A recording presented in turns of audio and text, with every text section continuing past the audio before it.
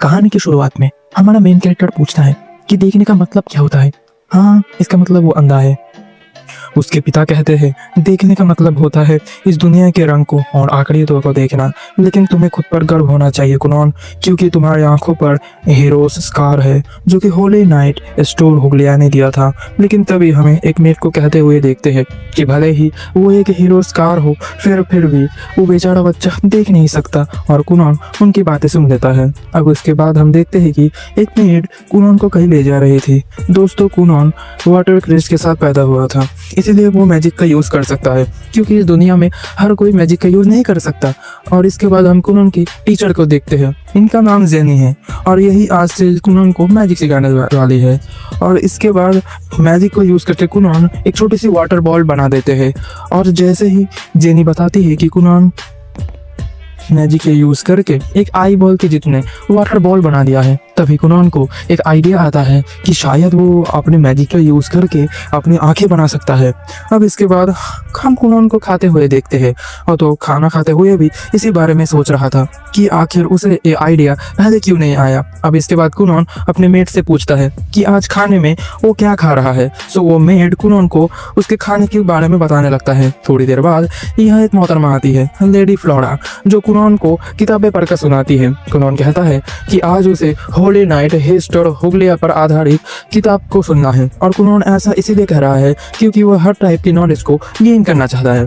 इसके बाद हमें जानने को मिलता है कि एक बहुत लंबे वक्त पहले की डिमन लॉर्ड और हीरोज के बीच एक बहुत खतरनाक जंग हुई थी, और एक लंबी लड़ाई के बाद हीरो हिस्टोर हुगलिया ने डिमन लॉर्ड को हरा दिया था। लेकिन उस लड़ाई में उसने अपना एक हाथ और एक पैर खो दिया था, और उसके बाद से ही हिस्टोर वंश में जितने भी बच्चे पैदा होते हैं उनके पास शरीर का कोई ना कोई अंग मिसिंग था, किसी का कोई हाथ, किसी का कोई पैर, और कुनॉन के लिए उसकी आंखें।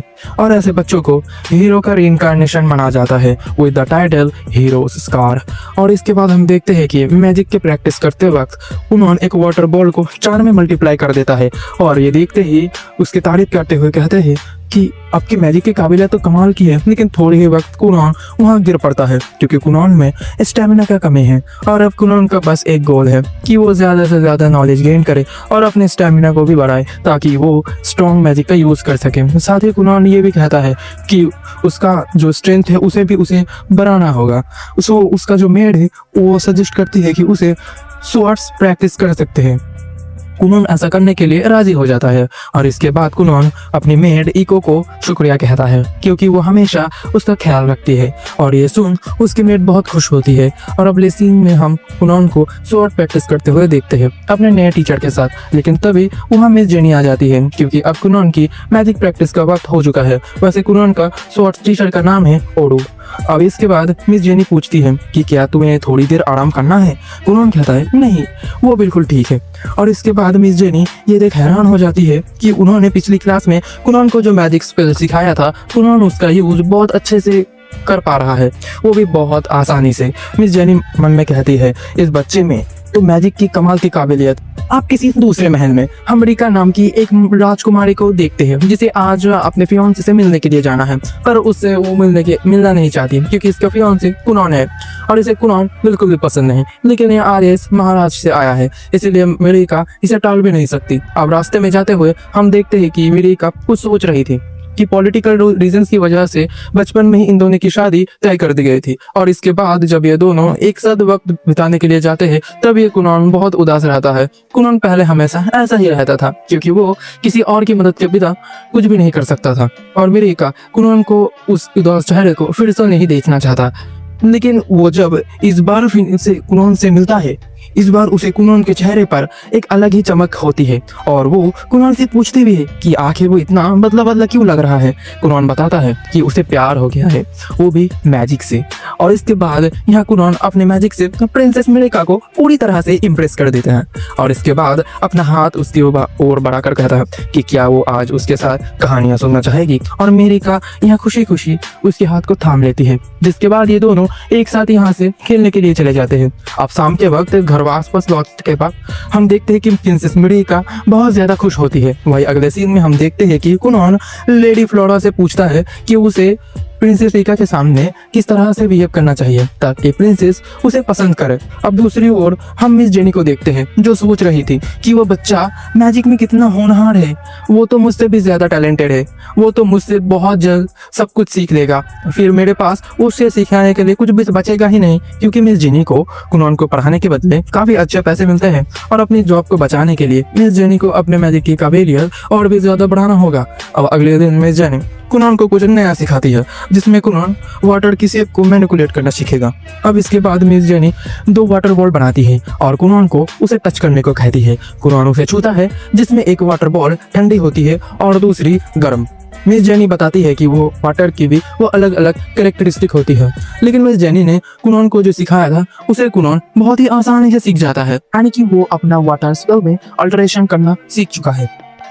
मिस जेनी मन में कहती है जो मैंने रात भर में सीखा था इसने तो बस एक पल में ही सीख लिया। लेकिन इसके बाद हम देखते हैं कि रात के वक्त कुनॉन अपने वाटर मैजिक शेप और अल्टरेशन के बारे में ही सोच रहा था। वो खुद को जल्द से जल्द बेहतर बनाना चाहता है ताकि वो अपनी आंखों से इस दुनिया को देख सके। अब अगले दिन हम देखते हैं कि कुनॉन अपने मैजिक से इको के लिए गर्म पानी बना देता है ताकि इको चाय बना सके, और यही देख इको कहती है मैजिक का यूज करना बिल्कुल कैसा डिवाइन मिरेकल की तरह है। और ये सुनते ही ना जाने कुनॉन को क्या होता है, इको उसके गाल खींचते हुए कहती है आपको अचानक से क्या हो गया, अभी वो पानी गिर जाता। पर कुनॉन कहता है कि उसने कुछ पल के लिए अपने मैजिक में कलर को सेंस किया। अब इसके बाद इको की मदद से कुनॉन ग्रीन एंड रेड एप्पल को रिकॉर्गनाइज करना सीखता है। मतलब वो देख नहीं पाता बट वो अपने मैजिक से अब शायद से ये सेंस कर पाता है कि क्या कलर है, और इसी वजह से इको कुनॉन के लिए बहुत ही खुश होता है।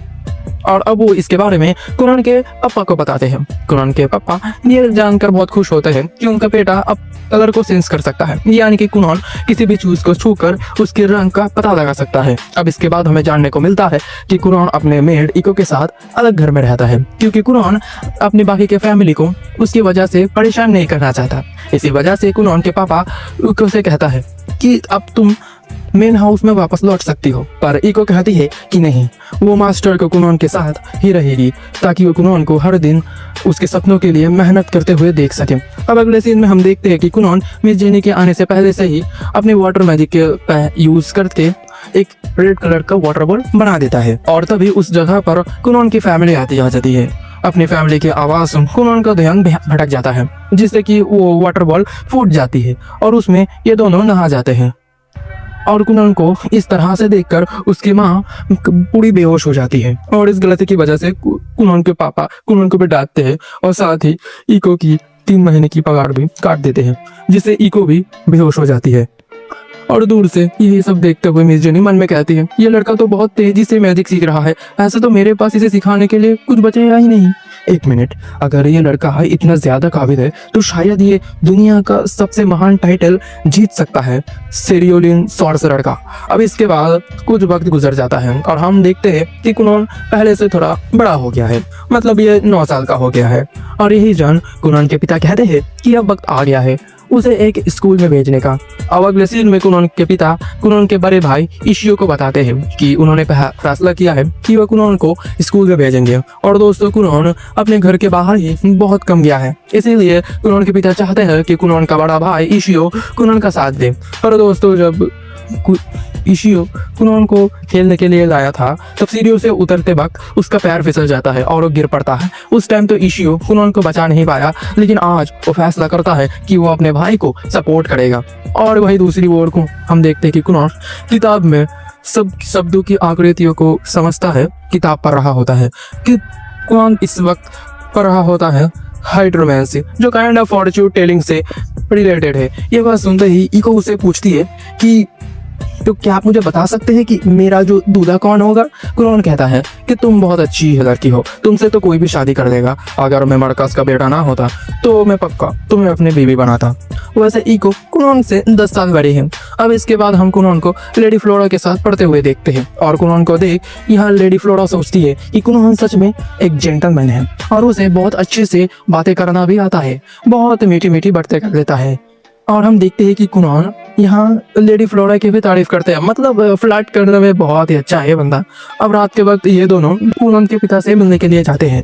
रात के वक्त क्योंकि बहुत ठंड होती है इसी वजह से कुनॉन वाटर बॉल बना देते हैं, वो भी गर्म, और इससे इको को बहुत अच्छा लगता है। लेकिन फिर कुनोन कहता है आखिर मेरे पिता मुझसे बात क्या करना चाहते हैं, कहीं वो पिछली बार की तरह मेरी किसी गलती की वजह से ही डांटने वाले तो नहीं है ना। इको कहती है मुझे नहीं, ऐसा नहीं लगता। घर पहुंचते ही इनका वेलकम बटलर वायलन करता है और अब इसके बाद इनके पिता से मिलने के लिए जाते हैं। ईशो देखता है कि कुनोन बिना किसी की मदद से ही बड़े आराम से चल रहा होता है। वो देखता है कि उसका भाई पहले से बहुत ज्यादा बदल चुका है, जिसके बाद ये दोनों अपने पेरेंट्स के पास आते हैं और यहाँ कुनोन के पिता पूछते हैं कि क्या तुम स्कूल जाना में इंटरेस्टेड हो। कुनोन कहता है कि नहीं, मुझे क्योंकि मेरे पास स्कूल से ज्यादा जरूरी एक और काम है। उसके पिता कहते हैं इस बारे में जरा सोच के देखो, स्कूल में तुम्हें बहुत सारा नॉलेज मिलेगा, साथ ही तुम्हारे लिए हमें वहाँ पर स्पेशल परमिशन भी मिल गया है। लेकिन इसके बाद भी बाद विकेट के बीच बहस होने लगती है। कुनोन कहता है कि मैंने जो पिछली बार किया था अब उसकी वजह से अब भी नाराज है मुझसे। उसके पिता कहते हैं ये नहीं, ये अलग बात है। और उसके बाद वो कहते हैं कि देखो कुनान, जरा प्रिंसेस मेरिका के बारे में सोचो। अगर तुम नोबल स्कूल में पढ़ने के लिए नहीं जाओगे तो हो सकता है कि प्रिंसेस मेरिका को नोबल सोसाइटी के छोटे नजरों से देखेंगे। अब ये बात सुनते ही कुनान अपने पिता की बात मान लेता है। कुनान के पिता कहते हैं कि तुम्हें वहाँ सालों तक पढ़ने की जरूरत नहीं है, तुम्हें बस एडवांसमेंट एग्जाम में पास होना है और उसमें पास होते ही तुम्हें तुम्हारा ग्रेजुएशन सर्टिफिकेट मिल जाएगा। और दोस्तों, और इस एग्जाम को कुनान अपने भाई और प्रिंसेस मेरिका के साथ देगा, क्योंकि ये दोनों जल्द ही स्कूल से ग्रेजुएट होने वाले हैं। अब इसके बाद हम देखते हैं कि कुनान के माँ कुनान के स्कूल जाने के लिए सारे अरेंजमेंट करने लगते हैं और यहाँ पिता इशुए से कहते हैं कि वहाँ दूसरे नोबल के भी बच्चे होंगे जो कुनान और प्रिंसेस मेरिका को परेशान कर सकते हैं, वहाँ तुम उनका ख्याल रखना। अब अगले दिन ये बात जन कुनान भी स्कूल जाने वाला है। प्रिंसेस मेरिका बहुत ज्यादा खुश होती है, लेकिन कुनान को स्कूल के बारे में ज्यादा कुछ पता नहीं होता। इसी वजह से अब प्रिंसेस मेरिका कुनान को स्कूल के बारे में सब कुछ बताएगी। लेकिन कुनान इस बात के बारे में भी परेशान हो रहा था कि वो बच्चे जो प्रिंसेस मेरिका को पसंद करते हैं, अगर वो कुनान को उनके साथ देखेगा तब उन्हें तो कभी जेलस फील होगा। प्रिंसेस मेरिका बताती है कि बहुत सारे लड़के उन्हें पसंद करते हैं, उतने लड़के जितने उसके हाथ में उंगलियां हैं। अब अगले सीन में हम देखते हैं कि कुनान अपने स्कूल जाने के लिए बिल्कुल तैयार हुआ था और कुनान यहाँ पर बहुत ही ज्यादा चार्मिंग लग रहा था। इशू ये देख के हैरान होता है कि उसका भाई इतना एक्सट्रोवर्ट कब से हो गया। अब इसके बाद हमने भाई के साथ कुनान स्कूल जाने के लिए रवाना होता है और दोस्तों हम देखते हैं कि कुनान ने अपने मैजिक से घोड़ा गाड़ी के पहियों पर एक पानी के लेयर बना दिया था, जिससे ये घोड़ा गाड़ी बिल्कुल भी झटके नहीं खाएगा। ईशो पूछता है कि क्या तुम नर्वस हो, तुम घर से पहली बार इतने दूर जा रहे हो। वो कहता है मैं नर्वस तो नहीं हूँ, पर हमेशा मेरी वजह से आपको बहुत परेशानी उठानी पड़ती है। मैं पहले बहुत कमजोर था, पर अब मैंने अपने को बहुत ताकतवर बना लिया है। ईशो ये देखकर खुशी होता है कि उसका भाई पहले से कितना ज्यादा बदल चुका है। लेकिन इसके बाद इशियो को कुनान के अंदर एक ओवर कॉन्फिडेंस देखने मिलता है, जो शायद इको का असर है। और ऐसे ही थोड़ी देर बाद ये लोग स्कूल तक पहुंच जाते हैं। घोड़ा गाड़ी से उतरते ही इनको वेलकम करने आती है मिस मेड्रिका। कुनान कहता है आज का मेरा दिन बहुत अच्छा जाने वाला है, जो मैंने सुबह सुबह तुम्हारी मीठी आवाज सुन ली। प्रिंसेस कहती है तुम तो आज बहुत ही अच्छे लग रहे हो। कुनान कहता है तुम्हारे लिए स्पेशली तैयार होकर आया हो। कुनान की फ्लैटिंग देखकर ईशो भी हैरान होता है। लेकिन दोस्तों, कुनान को यहाँ पर बहुत सारे लोगों की प्रेजेंस फील हो रही थी और इसके बाद कुनान मेरिका से कहता है प्रिंसेस शाम आज मेरा हाथ थाम कर ये स्कूल घुमाएंगी। मेरिका खुशी खुशी उसके हाथ को थाम लेती है। अब इसके बाद हम इस स्कूल की एक प्रोफेसर को देखते हैं जो कि थोड़ी ज्यादा ही नर्वस थी, क्योंकि आज कुनान आने वाला है। हीरोज स्कार के साथ पैदा हुआ है, वो इनके स्कूल में आने वाला है और इन्होंने बहुत अफवाहें सुनी है कि वो बहुत ही ज्यादा नाजुक और शाय है। लेकिन तभी वहाँ आता है कुनान और कुनान की खूबसूरती देखकर प्रोफेसर काश भी इम्प्रेस हो जाती है और इसके बाद कुनान को खुद से इंट्रोड्यूस करके बताती है कि आज के दिन वो उसका गाइड है। सो अब इसके बाद ये दोनों कहते हैं प्रोफेसर हम कुनान को आपके केयर में छोड़ते हैं, तो उसका ख्याल रखना। जिसके बाद ये दोनों चले जाते हैं। लेकिन दोस्तों, उस स्कूल के कुछ और बच्चे खिड़की से कुनान को ही देख रहे थे और इनके बातों से हमें पता चलता है कि 100 साल के बाद कोई शख्स हीरो स्कार के साथ पैदा हुआ है, इसीलिए कुनान को महाराज का स्पेशल सपोर्ट मिल रहा है। यहाँ का एक लड़का काफी ज्यादा गुस्से में होता है और ये प्रिंसेस मेरिका का भाई है प्रिंस लायन और ये लोग उनके चमचे हैं। अब इसके बाद हम प्रोफेसर काश और कुनोन को एक क्लास में देखते हैं और यहाँ एडवांसमेंट एग्जाम के बारे में जानते हैं कि हमें यहाँ 5 एग्जाम को देना पड़ता है और हमें इस पाँचों के पाँचों एग्जाम को ही पास करना पड़ेगा और उसके बाद हमें हमारा ग्रेजुएशन सर्टिफिकेट मिल जाएगा। और हर एक एग्जाम के देने के बाद हमें बीच में थोड़ा सा टाइम मिलेगा, लेकिन कुनोन के लिए ये थोड़ा अलग है क्योंकि उसको जल्दी जल्दी एग्जाम देना पड़ेगा क्योंकि उसका जो ये ऑर्डर है वो ऊपर से आया है, मतलब महाराज और उसके पापा से। अब इसके बाद प्रोफेसर कास्ट कुनोन को उसका एग्जाम देती है। अगर तुम्हें कुछ भी समझ ना आए तो मुझसे पूछ लेना, ओके। अब इसके बाद हम प्रोफेसर कास्ट को कुनोन का एग्जाम चेक करते हुए देखते हैं और मैडम ये देख हैरान होती है कि कुनोन ने सारे के सारे सवाल का जवाब सही दिया है। अब इसके बाद कुनोन प्रिंसेस मरिका के साथ कैफेटेरिया में खाना खाने के लिए आता है और तभी उसे रास्ते में रोक लेती है प्रिंस लाइल और उसके चमचे।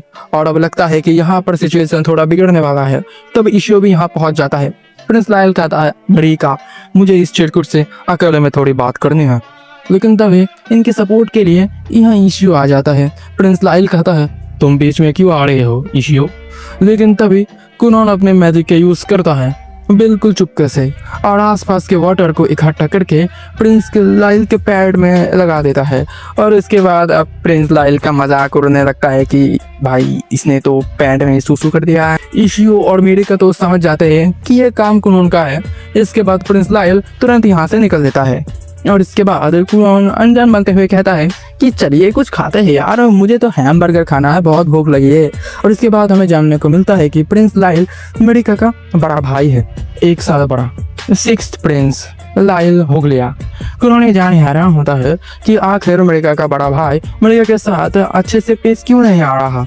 जिसके बाद वो कहता है कि मैं सच में बहुत लकी हूँ कि मुझे मेरा बड़ा भाई जैसा बड़ा भाई मिला है। लेकिन ईशो यहाँ परेशान होता है कि अब वो अपने पिता को क्या रिपोर्ट देगा, लेकिन कुनोन तो मस्त खाना खा रहा था बिना किसी चिंता के। उसके बाद हम दूसरी ओर प्रिंस लाइल को बहुत ज्यादा गुस्से में देखते हैं। अब यहाँ कुनोन कहता है कि आखिर प्रिंस लाइल मुझसे वायलेंटली क्यों बात कर रहे थे। मरिका कहती है कि शायद ये मेरी वजह से है क्योंकि लाइल 6th प्रिंस है और मैं 9th प्रिंसेस।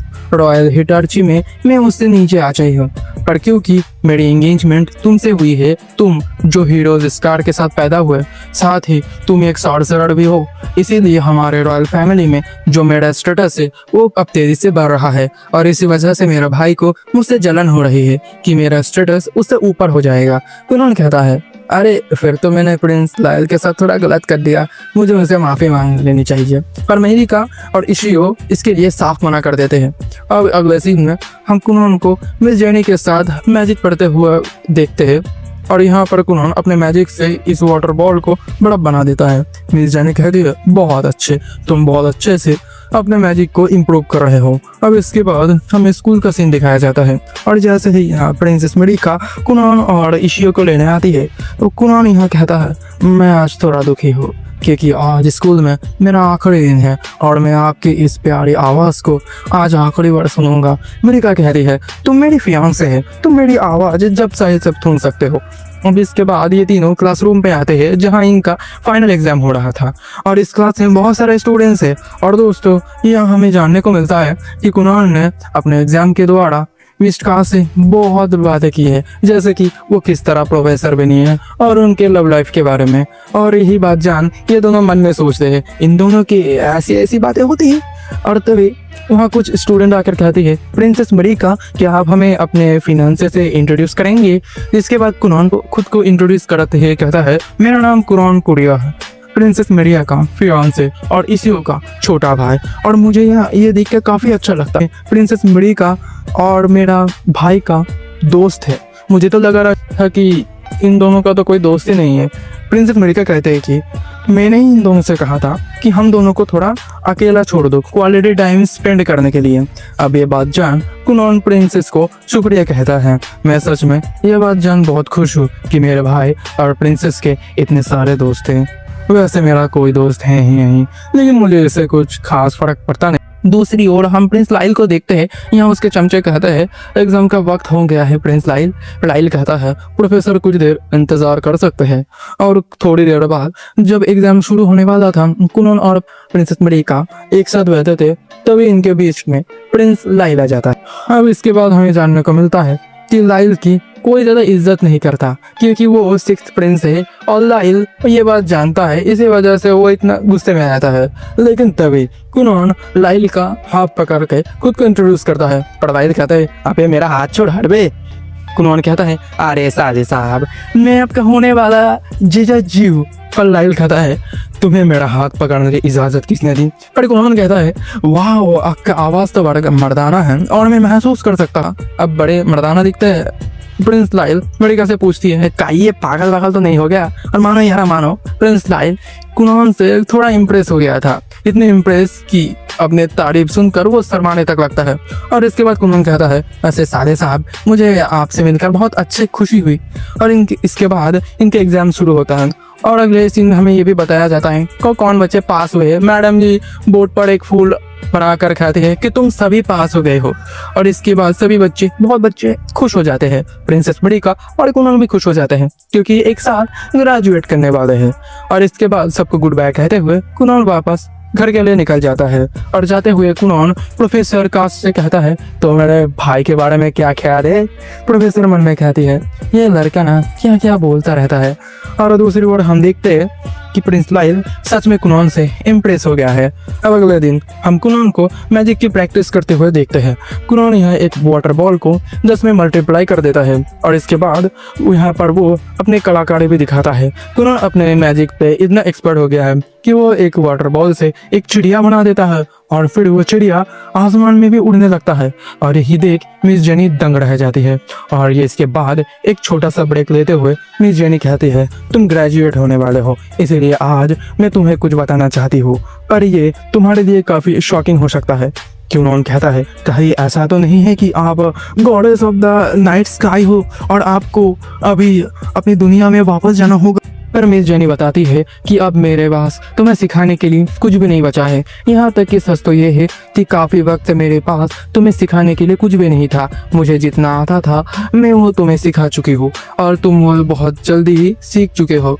और इसी तरह तुम बहुत ही जल्द मुझसे भी मैजिक में आगे निकल जाओगे। और कुनॉन कहता है कि मैडम मैं सच में बहुत खुश हूँ कि आपने मुझे उससे ज़्यादा सिखाया जितना आपको आता भी नहीं था। और आपकी वजह से मुझे इस ज़िंदगी को जीने की एक नई उम्मीद मिली है। दोस्तों मिस जेनी ने बहुत ज्यादा दिमाग लगाकर बहुत सारी छोटी छोटी ट्रिकी ट्रिक्स निकाली ताकि वो अपनी जॉब को कुछ देर और बचा सके। लेकिन यहाँ कुनॉन कहता है कहीं ऐसा तो नहीं कि आपकी पगार कम है इसलिए आप मुझे पढ़ाना छोड़ रही है। मिस जेनी कहती है ये नहीं ऐसा नहीं है, अब मेरे पास तुमको सिखाने के लिए कुछ भी नहीं बचा है।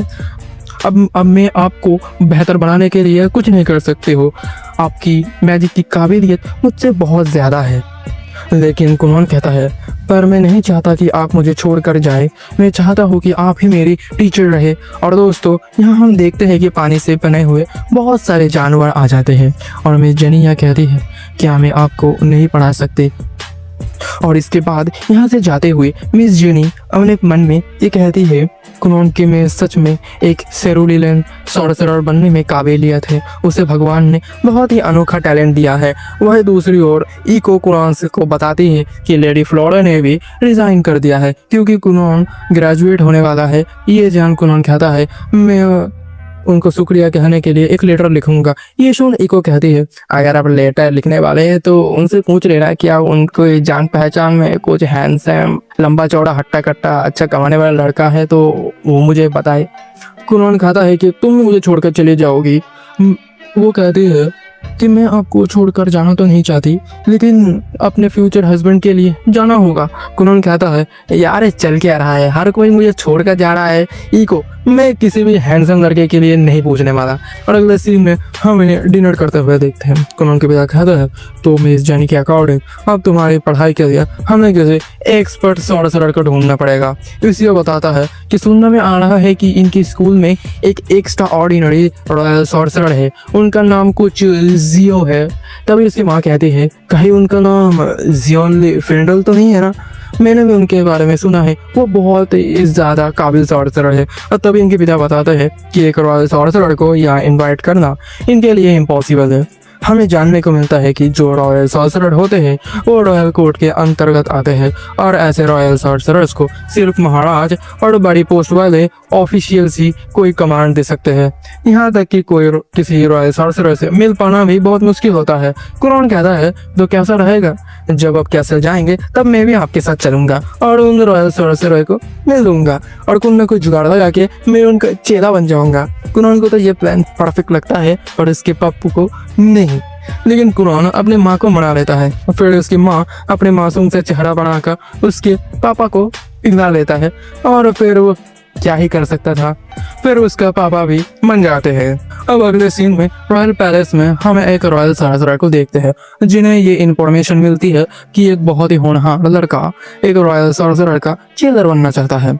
और दोस्तों ये लड़की अमेरिका की बड़ी बहन है और यहाँ कुरान रॉयल सॉर्सरर के नजर में आ जाता है। अब अगले सीन में हम कुरान और उसके पिता को रॉयल सॉर्सरर के मिलने उस इन्हें परमिशन मिल चुके हैं क्योंकि रॉयल सॉर्सरर्स को कुरान की काबिलियत में इंटरेस्ट आ गया है।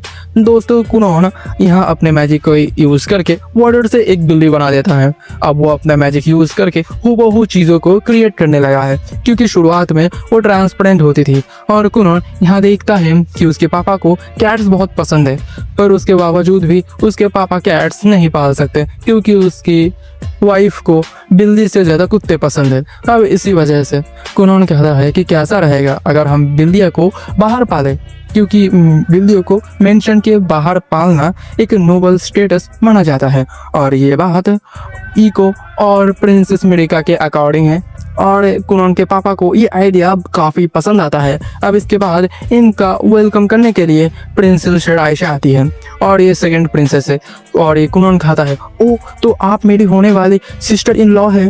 प्रिंसेस आयशा कहती है मेरिका तुम्हारे बारे में अक्सर बातें करती है, वैसे तुम एक बिल्ली लेकर आए हो। पर अगले ही पर में हम देखते हैं कि कुरान उस बिल्ली को फिर से पानी बना देता है जिससे कुरान के पापा को बड़ा बुरा लगता है। पर प्रिंसेस आयशा के मन में कहती है जितना मैंने सोचा था ये उससे ज्यादा होनहार है। अब इसके बाद प्रिंसेस आयशा कुरान को ब्लैक टावर लेकर जाएंगी और कुरान के पापा महाराज से मिलने के लिए जाएंगे और इसके बाद कुरान को अकेले ही वापस घर आना होगा। कुरान कहता है मैंने वो रेस्टोरेंट ऑलरेडी बुक कर दिया है जिसमें पापा मम्मी को लेकर गए थे और वही पापा ने अपने प्यार की इजहार किया था। अब इसके बाद हम देखते हैं कि लेडी रायशा कुरान को ब्लैक टावर लेके जा रही है और यहाँ कुरान लेडी रायशा से बहुत ही अच्छे से मैजिक के बारे में बातें कर रहा था। इसके बाद हमें जानने को मिलता है कि एम्पायर में 7 राजकुमार है और 10 राजकुमारी, महाराज के 17 बच्चे हैं। और अब तक ये देखा गया है कि जो राजगद्दी होता है वो पहले राजकुमार को मिलता है, लेकिन इनके हुगलिया एम्पायर में राजगद्दी अचीवमेंट को मद्देनजर रखते हुए दिया जाता है। अब तभी कुरान ब्लैक टावर में से बहुत ज्यादा मैजिकल पावर को सेंस करता है कि ब्लैक टावर में ही सारे रॉयल सॉर्सरर रखे जाते हैं। और इसके बाद हम देखते हैं कि कुरान पानी की एक बहुत पतली परत अपने पैरों पर बना लेता है जिससे वह आसानी से खिसकता हुआ आगे बढ़ता है। इसके बाद हम देखते हैं कि पहले लेडी रायशा कुरान को अच्छे से समझाती है कुछ भी ऐसा वैसा मत बोलना जो तुम्हारे ऊपर मुसीबत खड़ी कर दे। इसके बाद कुरान लेडी रायशा के पैरों पर भी पानी की पतली पार बना देता है जिससे ये दोनों स्केटिंग करते लगते हैं और इन दोनों को ये बहुत ज्यादा मजा आ रहे थे करने में। लेकिन ऐसे नौटंकी देखकर इन्हें रोकने के लिए इनके पीछे भागता हुआ एक बंदा आता है, पर ऐसा यहाँ पर कुछ सुनती ही नहीं, उसे स्केटिंग में बहुत मजा आ रहा था, इसीलिए अब वो बंदा इन दोनों को पकड़ देता है और इन दोनों को बहुत डांटता है। अब इसके बाद कुरान की मुलाकात लॉन्डे मॉन्डे थर्ड से होता है जो कि रॉयल सॉर्सरर्स का ग्रैंड मास्टर है और इसकी मैजिकल पावर बहुत ज्यादा होती है जिससे कुरान आसानी से सेंस कर पाता था। और अब इसके बाद लॉन्डे मॉन्डे बताते हैं कि सॉर्सरर्स के पास 7 टाइप के क्रिस्ट हो सकते हैं, फायर, वाटर, विंड, अर्थ, लाइट, डार्कनेस और होल।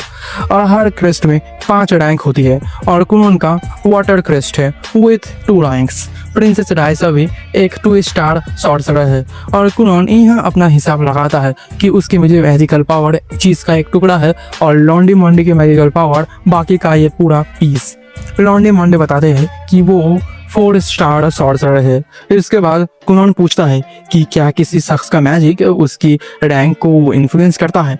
वो बता देते हैं कि इसका कोई खास सबूत नहीं है, पर किसी भी टाइप के मैजिक में मैजिकल पावर ही सबसे ज्यादा मायने रखते हैं। और अब इसके बाद इनका फन टाइम शुरू होता है। बाहर हम देखते हैं कि लॉन्डे मॉन्डे कुनोन का एक टेस्ट लेना चाहते हैं क्योंकि वो उसकी काबिलियत से प्रभावित हुआ है।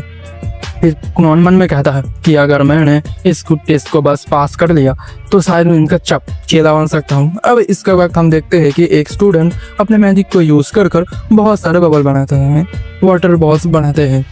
और यही देख कुनोन को वो वक्त याद आता है जब मिर्जानी ने पहली बार मैजिक सिखाया था। और इसके दो टाइप होते हैं, पहला तो हम आपका खुद का वाटर क्रिएट करें और दूसरा हम आसपास मौजूद वाटर को कंट्रोल करें। अब इसके बाद कुनोन अपने मैजिक का यूज करके उस स्टूडेंट की वाटर बॉल को कंट्रोल करने की कोशिश करता है, पर ऐसा करने में उसे काफी ज्यादा दिक्कत आ रही थी। पर कुनोन यहाँ और जोर लगाता है जिससे कि अब वो वाटर बॉल्स कुनोन की ओर खींचने लगती है। पर तभी लॉन्डे मॉन्डे इस टेस्ट को रोक देता है और कुनोन बस 2 वाटर बॉल को ही अपने ओर खींच पाता है। और पर दोस्तों इस स्टूडेंट के अकॉर्डिंग उसे उम्मीद नहीं थी कि कुनोन एक भी वाटर बॉल को अपनी ओर खींच पाएगा, इसीलिए ग्रैंड मास्टर भी उसकी तारीफ करते हैं। और इसके बाद इन सभी स्टूडेंट्स में से ये बहस होने लगती है कि कुनोन आखिर किसका चेला बनेगा। लेकिन सबसे पहले ग्रैंड मास्टर कुनोन की काबिलियत को और परखना चाहते हैं और इसके बाद कुनोन एक पंछी टाइप वाटर बॉल बना देता है जिस पर ग्रैंड मास्टर उछलने लगता है।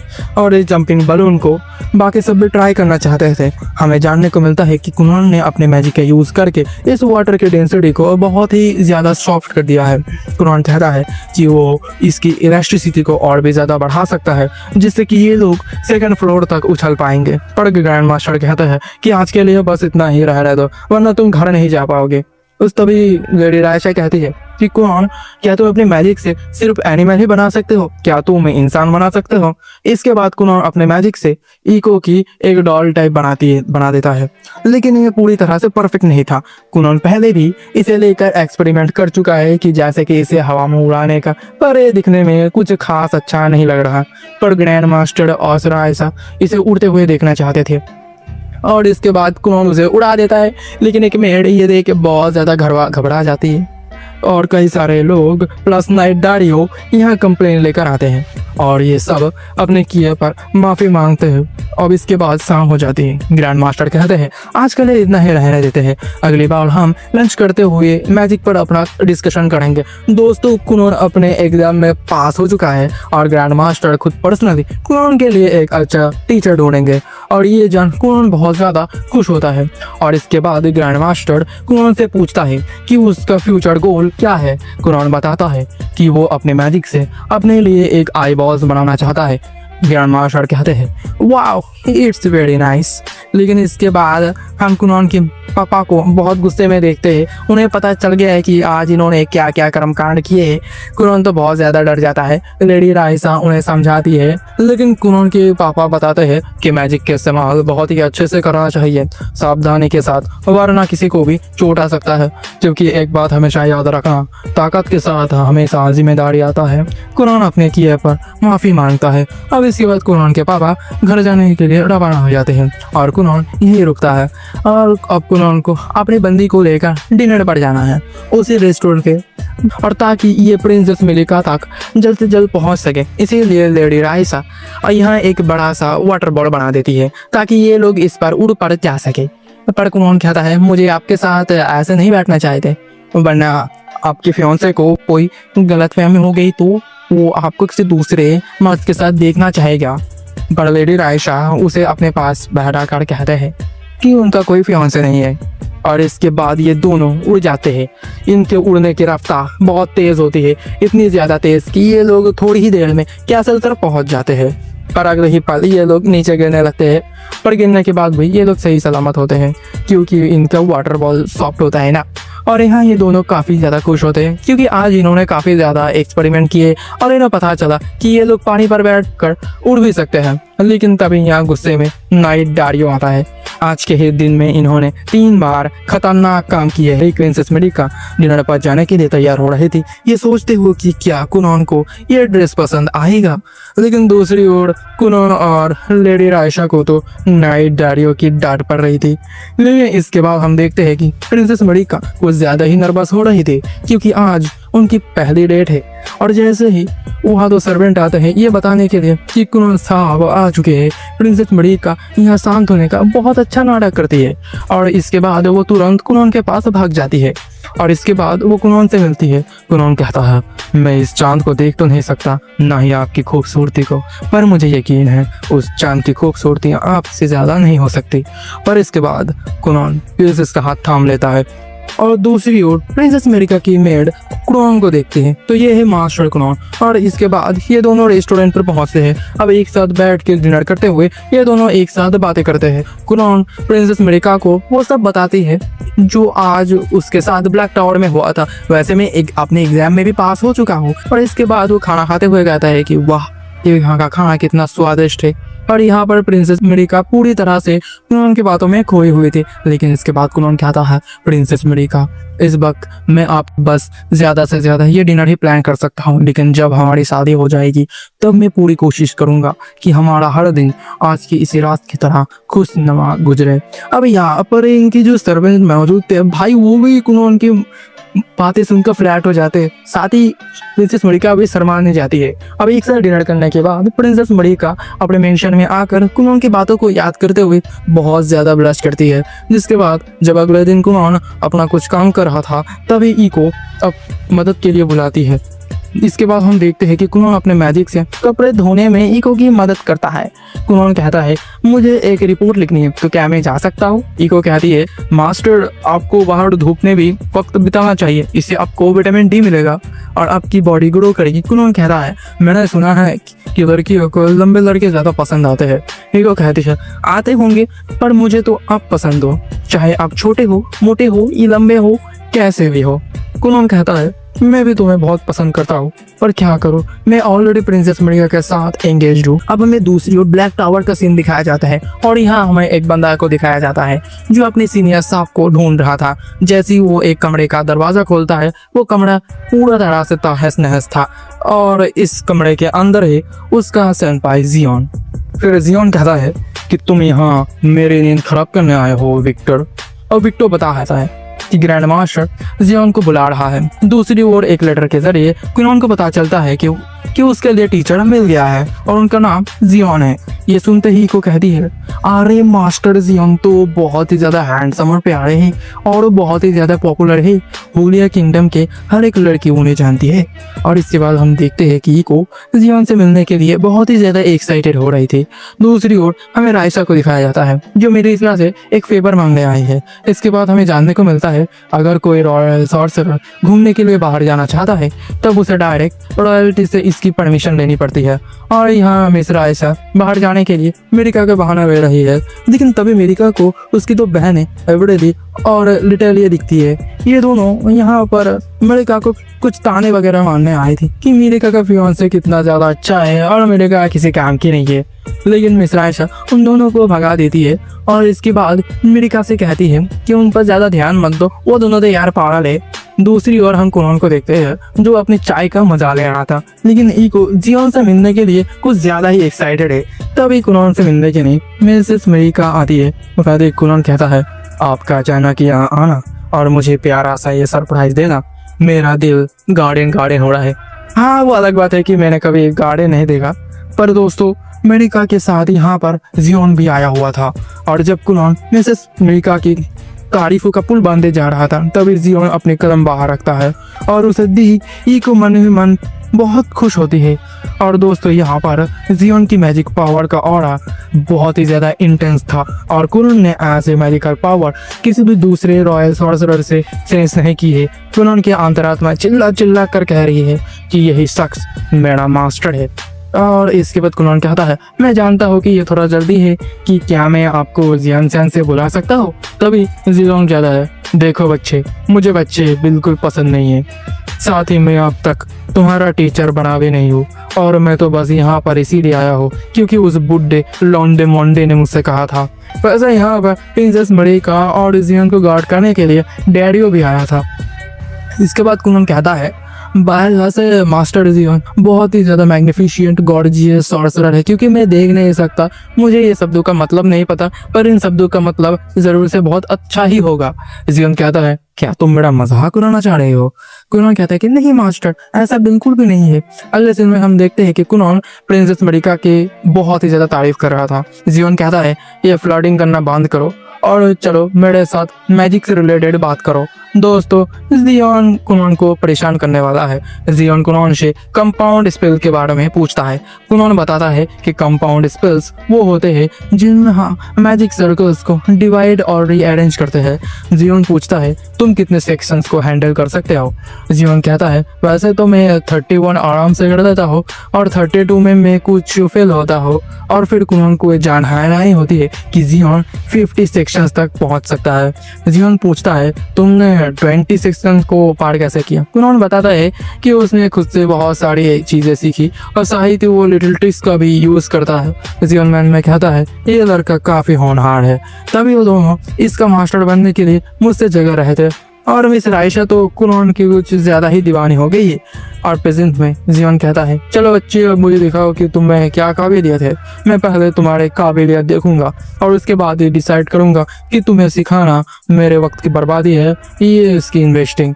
लेकिन कुनॉन कहता है, पर मैं ये देखना चाहता हूँ कि आप कितने कमाल के हैं। और इसके बाद वो जियोन की कुछ ज्यादा ही तारीफ करने लगता है और आपकी इतनी तारीफ सुनकर जियोन का दिमाग खराब होने लगता है। अब इसके बाद जियोन के सामने एक पत्थर की दीवार बनाकर कहता है कि चलो देखते हैं तुम इस दीवार को तोड़ पाते हो कि नहीं। अगर तुमने इस दीवार को तोड़ दिया तो अच्छा है, वरना मुझे अपना मास्टर बनाने का ख्याल दिमाग से निकाल लो। लेकिन पहले तुम अपना पानी से बना हुआ बिस्तर दिखाओ, जिसकी मैंने काफी चर्चा सुनी है। कुनॉन अपनी मैजिक से एक वाटर बेड बना देता है और वो बिस्तर इतना सॉफ्ट होता है कि उसकी सॉफ्टनेस ने जियोन खुद खो सा जाता है और थोड़े ही दिन में सो भी जाता है। और इसके बाद हम देखते हैं कि कुनॉन जियोन को द्वारा बनाया हुआ इस दीवार को चेक कर रहा था। और इसके बाद हमें बताया जाता है कि एक मैजिक क्रेस्ट एक मैजिक सर्कल होता है और एक कास्टर डिफरेंट मैजिक सर्कल्स को रीअरेंज करके अलग अलग प्रकार के स्पेल्स को कास्ट करता है। और एक कंपाउंड मैजिक सर्कल उसे कहते हैं जिस मैजिक सर्कल को कई बार डिवाइड किया जाता है और फिर उसे फिर से बनाया जाता है और इससे मैजिक का एसेंस भी कहते हैं। अब इस दीवार को एनालाइज करते हुए कुनॉन कहता है, प्रिंसेस चलिए थोड़ी बात करते हैं। चाय पीते हुए कुनॉन कहता है, हमें मास्टर जियोन के जागने की इंतजार करना चाहिए।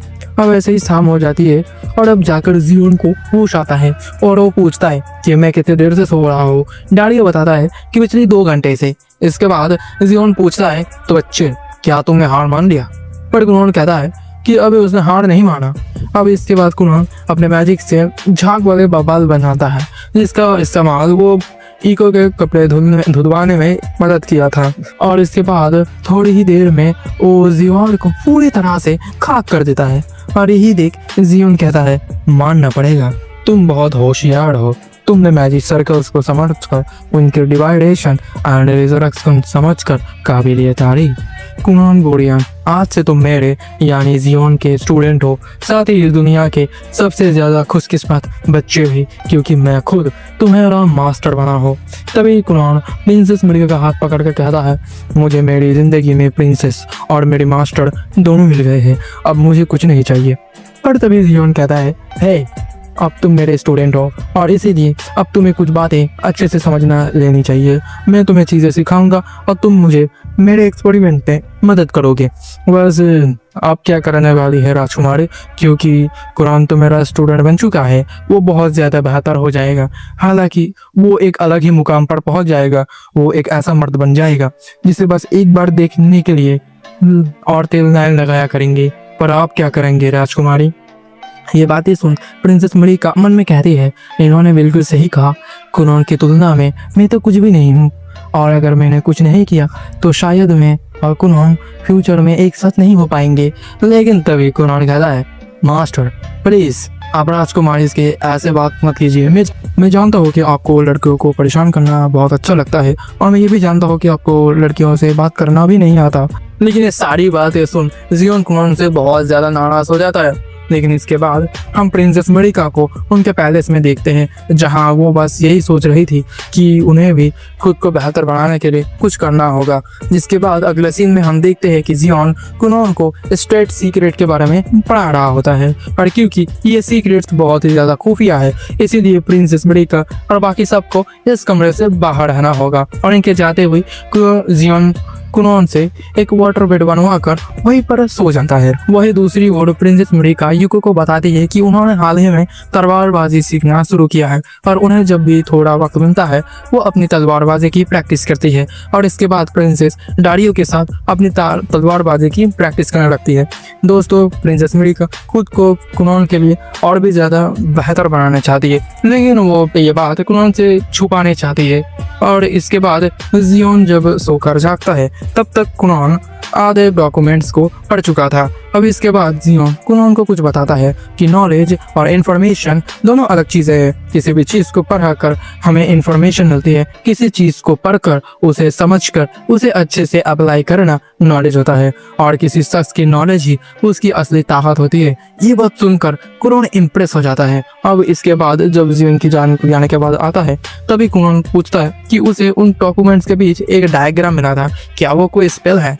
यह बात सुन जियोन कहता है, तुम्हें इतनी जल्दी वो सिखाना सही रहेगा कि नहीं? चलो तुम ऐसा करो कि अगली बार तुम मेरे पास आना। अब इसके बाद कुनोन प्रिंसेस मरिका से दो प्यार भरी बातें करता है, और ये बातें काफी देर तक चलती है। और अगले सीन में कुनोन जियोन से मिलने के लिए सोर्सरर टावर आता है, और इसके यहाँ आने के और विक्टर और लेडी राइचा के बीच ये बहस होने लगती है कि कुनोन के साथ आज कौन ट्रेनिंग करेगा। लेकिन तभी जियोन वहाँ पर आकर कहता है, ये मेरा चेला है, चलो कुनोन मेरे साथ आओ।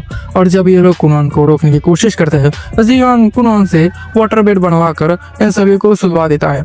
अब इसके बाद इन दोनों के बीच की बात से हमें पता चलता है कि मैजिक टूल ऐसे टूल्स होते हैं जो एक सॉर्सरर की पावर को और भी ज़्यादा इन्हेंस करते हैं, और मैजिक टूल्स को मैजिकल इंजीनियर बनाते हैं। और इसके बाद जियोन कुनोन को अपने कमरे में लेकर आता है, जो पूरी तरह से अस्त व्यस्त था, लेकिन कुनोन के लिए कमरा नॉलेज का खजाना था। इसके बाद जियोन कुनोन को एक मैजिक टूल दिखाता है, और इसका डायग्राम कुनोन ने उस दिन देखा था, लेकिन ये टूल अभी पूरी तरह से बना नहीं है। लेकिन इसके कंप्लीट होने के बाद ये खाने को गर्म कर दिया करेगा, मतलब ये छोटा सा माइक्रोवेव जैसा कुछ है। आगे जियोन कहता है कि आने वाले वक्त में तुम मेरे इस एक्सपेरिमेंट में मदद करे, और अब इसी में ग्रैंड मास्टर यहाँ पर आ जाते हैं। कुनोन उन्हें देखकर वो बहुत खुश होते हुए कहते हैं कि उन्हें अब हम लंच करते हुए मैजिक की ई-सेंस पर बात करें। लेकिन अगले सीन में जियोन इन्हें भी सुलवा देता है, और इसके बाद ये दोनों एक्सपेरिमेंट करने के लिए डिस्कस करने लगता है। इसके बाद लंच के दौरान विक्टो कहता है, अगर तुम्हें अपना टी शर्ट चेंज करना हो ना तो जरा भी हिचकिचाना मत। लेकिन यहाँ जियोन की तारीफें करने लगते हैं कि मास्टर तो कमाल के और हम दोनों तो बहुत ही ज्यादा करीब है। ये बात तुम थोड़े अचंभित हो जाते हैं। जियोन कहता है, भगवान की खातिर चुप हो जाओ कुनोन। पैसा लेडी राइसा के जरिए यहाँ कुनोन को जानने को मिलता है कि प्रिंसेस मरिका सीनियर ईयर में आ चुका है, यानी कि उसका जो हायर एजुकेशन है वो शुरू हो चुका है। और तभी ग्रैंड मास्टर कुनोन के लिए मैजिक स्कूल के लिए रिकमेंड करते हैं। वो ये एक ऐसा स्कूल होता है जिसमें दुनिया भर से होनहार स्टूडेंट्स मैजिक की पढ़ाई करने आते हैं, लेकिन ऐसे स्कूल में पढ़ने के लिए मिनिमम आपकी उम्र 12 साल तो होनी ही चाहिए, यानी कि कुनोन के पास थोड़ा टाइम है। अगले ही सीन में 2 साल का टाइम गैप आता है, और यहाँ हम देखते हैं कि जियोन और कुनोन आपस में एक मुकाबला कर रहे थे, और जियोन कुनोन पर हमला करता है, लेकिन कुनोन अपने वाटर मैजिक से उन हमले को रोक लेता है। अब अगले सीन में हम इन्हें खाते पीते देखते हैं, और हमें जानने को मिलता है कि जियोन का जो डिब्बा था ना मैजिक टूल, वो काफी अच्छी कमाई कर रहा है मार्केट में, इसलिए कुनोन अपने हक का पैसा मांगता है। अब इसके बाद यहाँ पर कुछ दिमाग का भांग भरोसा होता है, और इसके बाद हमें जानने को मिलता है कि 2 सालों में कुनोन ने काफी ज्यादा इम्प्रूव किया है, और साथ ही वो और जियोन एक मैजिक टूल पर काम कर रहे हैं। जियोन कहता है, मैं वो मैजिक टूल का काम बाकी का काम अकेले ही कर दूंगा, तुम जल्दी 12 साल होने वाले हो, तो मुझे लगता है कि तुम मैजिक स्कूल के लिए रेडी रहना चाहिए। पर कुनोन कहता है कि मुझे वहां नहीं जाना, मुझे आपके साथ रहकर ही चीजें सीखना चाहता हूँ। जियोन कहता है, मेरा एट्रीब्यूट अर्थ मैजिक का है, मैं तुम्हें वाटर मैजिक से रिलेटेड हर एक चीज को नहीं सिखा सकता। जरा सोच के देखो कुनोन, मैजिक स्कूल में तुम्हें एक अच्छा मास्टर मिल सकता है जो तुम्हें वाटर मैजिक सिखाएगा। लेकिन कुनोन अभी भी जाने का फैसला नहीं ले पा रहा, इसीलिए प्रिंसेस मरिका उसके हाथ को थाम के कहती है, तुम्हें वहाँ जाना चाहिए क्योंकि तुम बहुत ही ज्यादा काबिल हो, और मैं तुम्हारे यहाँ आने का इंतजार करूंगा। इसके बाद कुनोन जाने के लिए तैयार हो जाए। अब इसके बाद जब प्रिंसेस मरिका और जियोन जा रहे थे तब कुणाल पूछता है मैजिक स्कूल में जाने के लिए मुझे क्या क्या तैयारी करनी होगी। जियोन कहता है तुम जानते हो कि तुम्हें क्या करना है, तुम्हारे पास तुम्हारी आंखें हैं। अब इसके तुरंत बाद कुणाल अपने कमरे में आता है और एक लेटर लिखते हुए कहता है आखिर मैं ये कैसे भूल सकता हूँ, मेरा सबसे बड़ा सपना, अब तक मैंने जो किया वो तो उसी सपने के लिए किया और मैं उसी को भूल गया था। और दूसरी ओर हम प्रिंसेस अमेरिका को देखते चुप रो रही थी क्योंकि उन्हें बहुत बुरा लग रहा था कि कुणाल उसे छोड़कर चला जाएगा। अमेरिका सोचती है अगर मुझसे दूर जाने के बाद उसे मुझसे भी बेहतर लड़की मिल गई तो वो मुझे भूल जाएगा। दोस्तों प्रिंसेस अमेरिका का दिल कहीं ना कहीं ये चाहता है कि कुणाल हमेशा उसके साथ रहे, हमेशा उसका होकर रहे।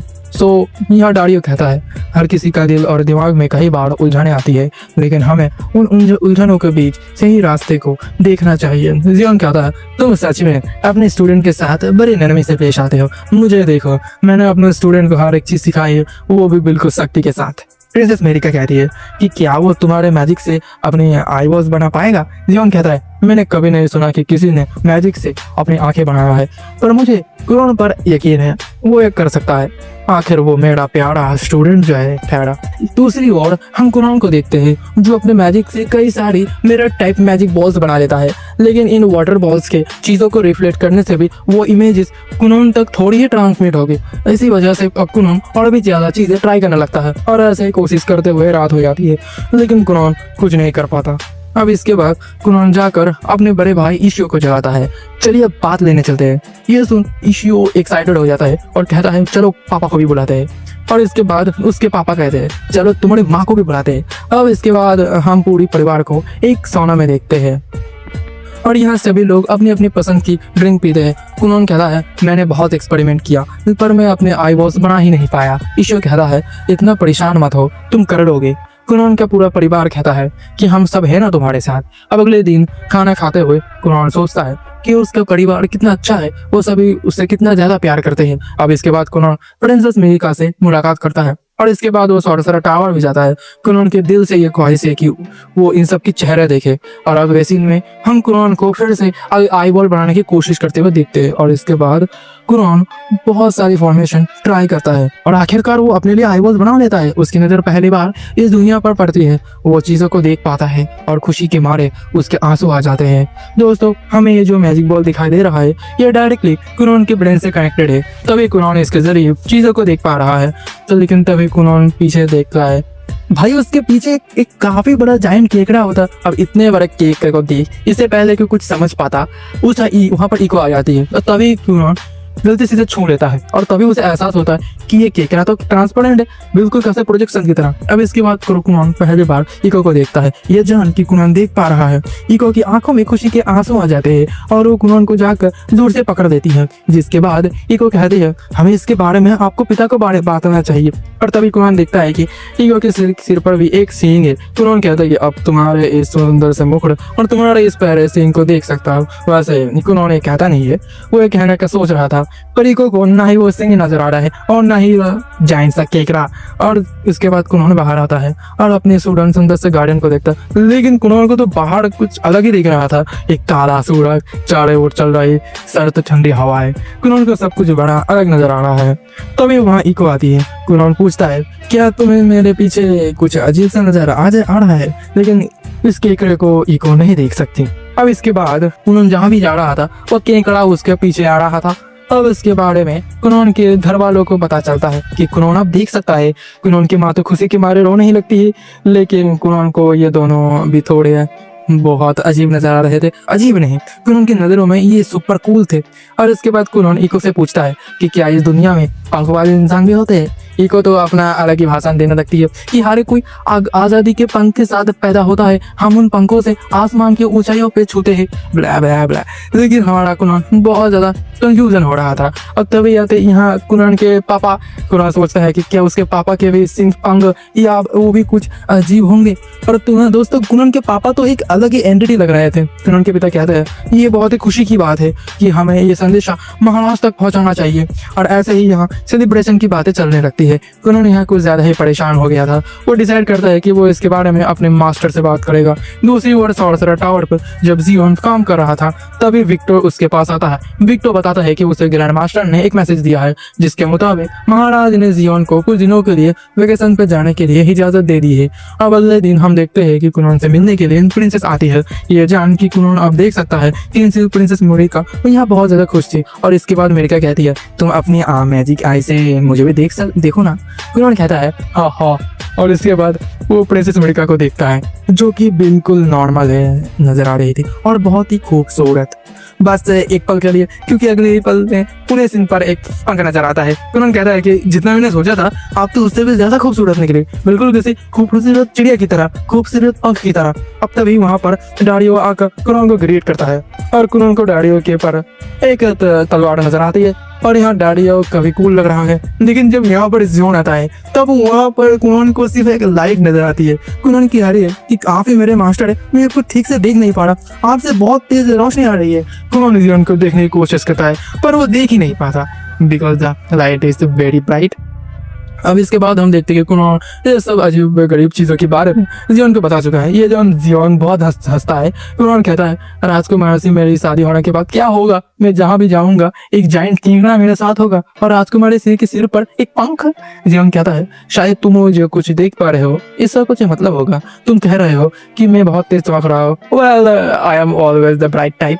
कुनोन कहता है आप इतने ज्यादा चमक रहे हो कि मैं आपको देख ही नहीं पा रहा। जिसके बाद जियोन कहता है जो ये सब तुम्हारे साथ हो रहा है मेरे मुताबिक इसके दो पॉसिबिलिटीज है।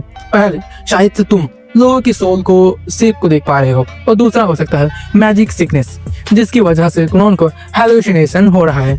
कुछ जगह ऐसी होती है जो हमें मैजिकल पावर के बाद बेस पर अपना इम्पैक्ट डालता है। मैं भी एक ऐसे जगह का सामना कर चुका, एक जंगल में काले अंधेरे में रात में ज्यादा शराब पीने की वजह से मुझे वहाँ अजीब गरीब चीजें नजर आ रही थी। अब देखो मैं गाने की गारंटी के साथ कुछ भी कह नहीं सकता पर शायद तुम जितने ज्यादा चीजों के उतने हमें कोई पैटर्न नजर आ सकता है। कुनोन कहता है कि ऐसा भी तो हो सकता है कि मेरी ये वाटर आई बॉल एक फेल्ड एक्सपेरिमेंट हो। जियोन कहता है बिल्कुल नहीं, तुम मेरे स्टूडेंट हो और तुम ऐसी गलतियां नहीं कर सकते। देखो कुनोन इस दुनिया में ऐसी बहुत सारी चीजें हैं जिसे हम इंसान नहीं समझ सकते और उन्हें ना समझने का मतलब ये नहीं है कि वो चीजें एग्जिस्ट नहीं करती। वैसे इसके बारे में किसी और को मत बताना कि तुम्हें ये अजीबोगरीब चीजें दिखाई दे रही है और कोशिश करना कि तुम्हें इन चीजों के बीच कोई पैटर्न नजर आए। कुनोन कह रहा है कि दिस एडवाइस को देने के लिए थैंक यू मास्टर। अरे मैं फिर भी आपको नहीं देख पा रहा। और इसके बाद शाम हो जाता है और प्रिंसेस मेरिका और इको को देखते हैं। प्रिंसेस मेरिका कहती है कि जल्दी कुनोन का बर्थडे आने वाला है, मुझे उसे क्या तोहफा देना चाहिए जिससे उसे खुशी हो। इको कहती है मुझे तो लगता है कि आप जो भी देंगे उससे उन्हें खुशी होगी। ये बात सुन मेरिका शर्मा जाती है। अब इसके बाद जियोन और कुनोन आ जाता है। कुनोन पूछता है कि प्रिंसेस आप मीको के साथ क्या बात कर रहे हो। पर ये दोनों कहती है कि ये एक राज की बात है। अब इसके बाद अगले दिन हम देखते हैं कि कुनोन अपने पूरे कमरे को अच्छे से ऑर्गेनाइज करता है जिससे कि इस कमरे में अब काफी ज्यादा स्पेस हो गया है। अब इसके अगले सीन में हम देखते हैं कि कुनोन का 12th बर्थडे बनाया जा रहा है। कुनोन के जन्मदिन पर तालियां बजा रही है। अब इसके बाद सभी लोग कुनोन को तोहफा देती है। कुनोन की माँ कुनोन के एक फीदर पेन देती है और इशियो कुनोन को एक फोटो स्नैप देता है क्योंकि शायद इशियो को समझ नहीं आ रहा था कि कुनोन को क्या गिफ्ट देना चाहिए। तभी हम देखते हैं कुनोन की माँ इमोशनल हो जाती है क्योंकि कुनोन अब मैजिक स्कूल जाएगा यहाँ से बहुत ज्यादा दूर। पर कुनोन के पिता अपनी जान को समझाती है और इसके बाद ये सभी कुनोन के बर्थडे को सेलिब्रेट करता है। चारों ओर खुशी और उत्साह का माहौल हो जाता है। इसके बाद हम प्रिंसेस मेरिका और कुनोन को बात करते हुए देखते हैं। मेरिका कहती है जिस दिन तुम यहाँ से जाओगे उस दिन मेरा स्कूल है तो मैं तुम्हें छोड़ने के लिए नहीं आ पाऊंगी। कुनोन कहता है कोई बात नहीं।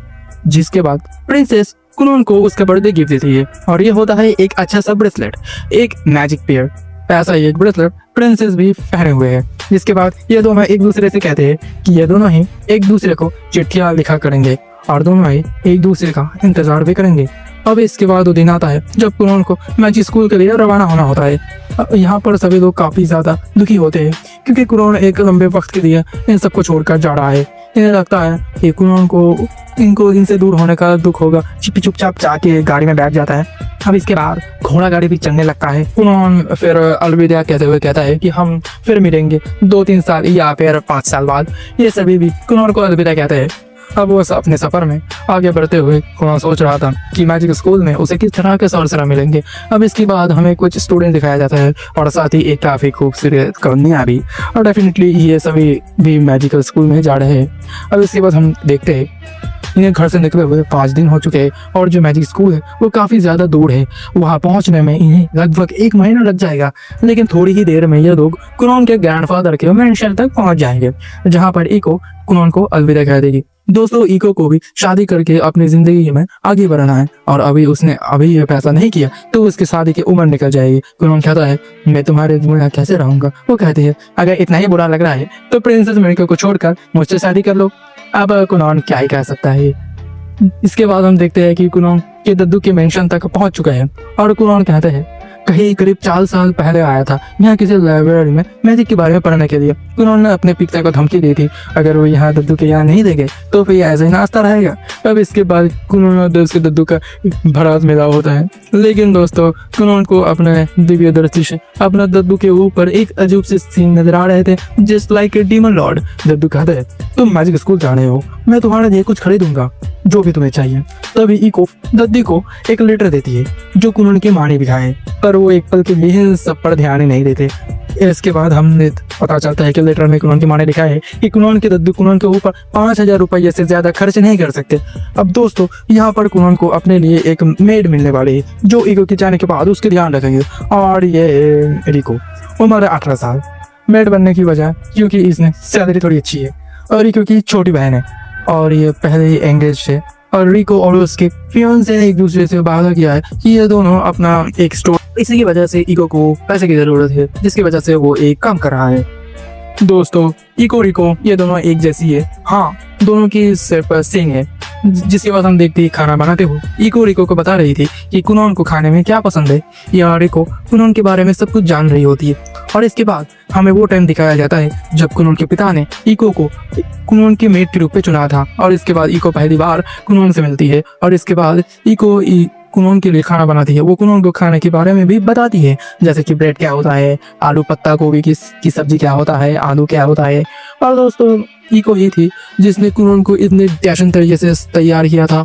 तो जिसके बाद याद करती है कि जब उसने पहली बार कुनोन से ये कहा था कि वो भी उसे छोड़कर चली जाएगी, तब कुनोन कितना ज़्यादा उदास हो गया था और इसीलिए इको बहुत ही ज़्यादा सख्ती के साथ रिको से कहती है कि वो कुनोन का अच्छे से ध्यान रखे और उसके दिमाग में कोई भी आंडू सांडू आलतू फालतू चीज़ें के बारे में बातें ना डाले, क्योंकि कुनोन बहुत ही ज़्यादा प्यारा बच्चा है। अगर वो एक लौंडियाबाद बन गया तो नहीं, ऐसा नहीं हो सकता। वो सिर्फ प्रिंसेस मेरिका है ही, वो एक लड़की लौती लड़की है जिसके साथ कुनोन ने शारीरिक संबंध बनाएगा और कोई नहीं। और तभी रिको कहती है, मास्टर कुनोन बहुत ही अच्छे दिन के हैं, खासकर लड़कियों की वो तो बहुत तारीफ करते हैं और जैसे कि उनके बिहेवियर है ना, मुझे तो पूरा यकीन है कि वो एक दिन लौंडियाबाज बन जाएगी। ये सुन इको भड़क जाती है। अब इसके बाद कुनोन खाने की तारीफ करते हुए खाने तो मजा लेते हुए, जिसके बाद अगले दिन वक्त आता है कुनोन को यहाँ से निकलने का। कुनोन यहाँ कहता है, इको क्या तुम्हें याद है जब फ्लोरा सेन और जेनी सेन से मुझे छोड़कर गई थी, तब मैंने तुमसे क्या कहा था कि अब तुम मुझे छोड़कर चलो जाएंगी तो मैं बहुत ज़्यादा उदास हो जाऊंगा।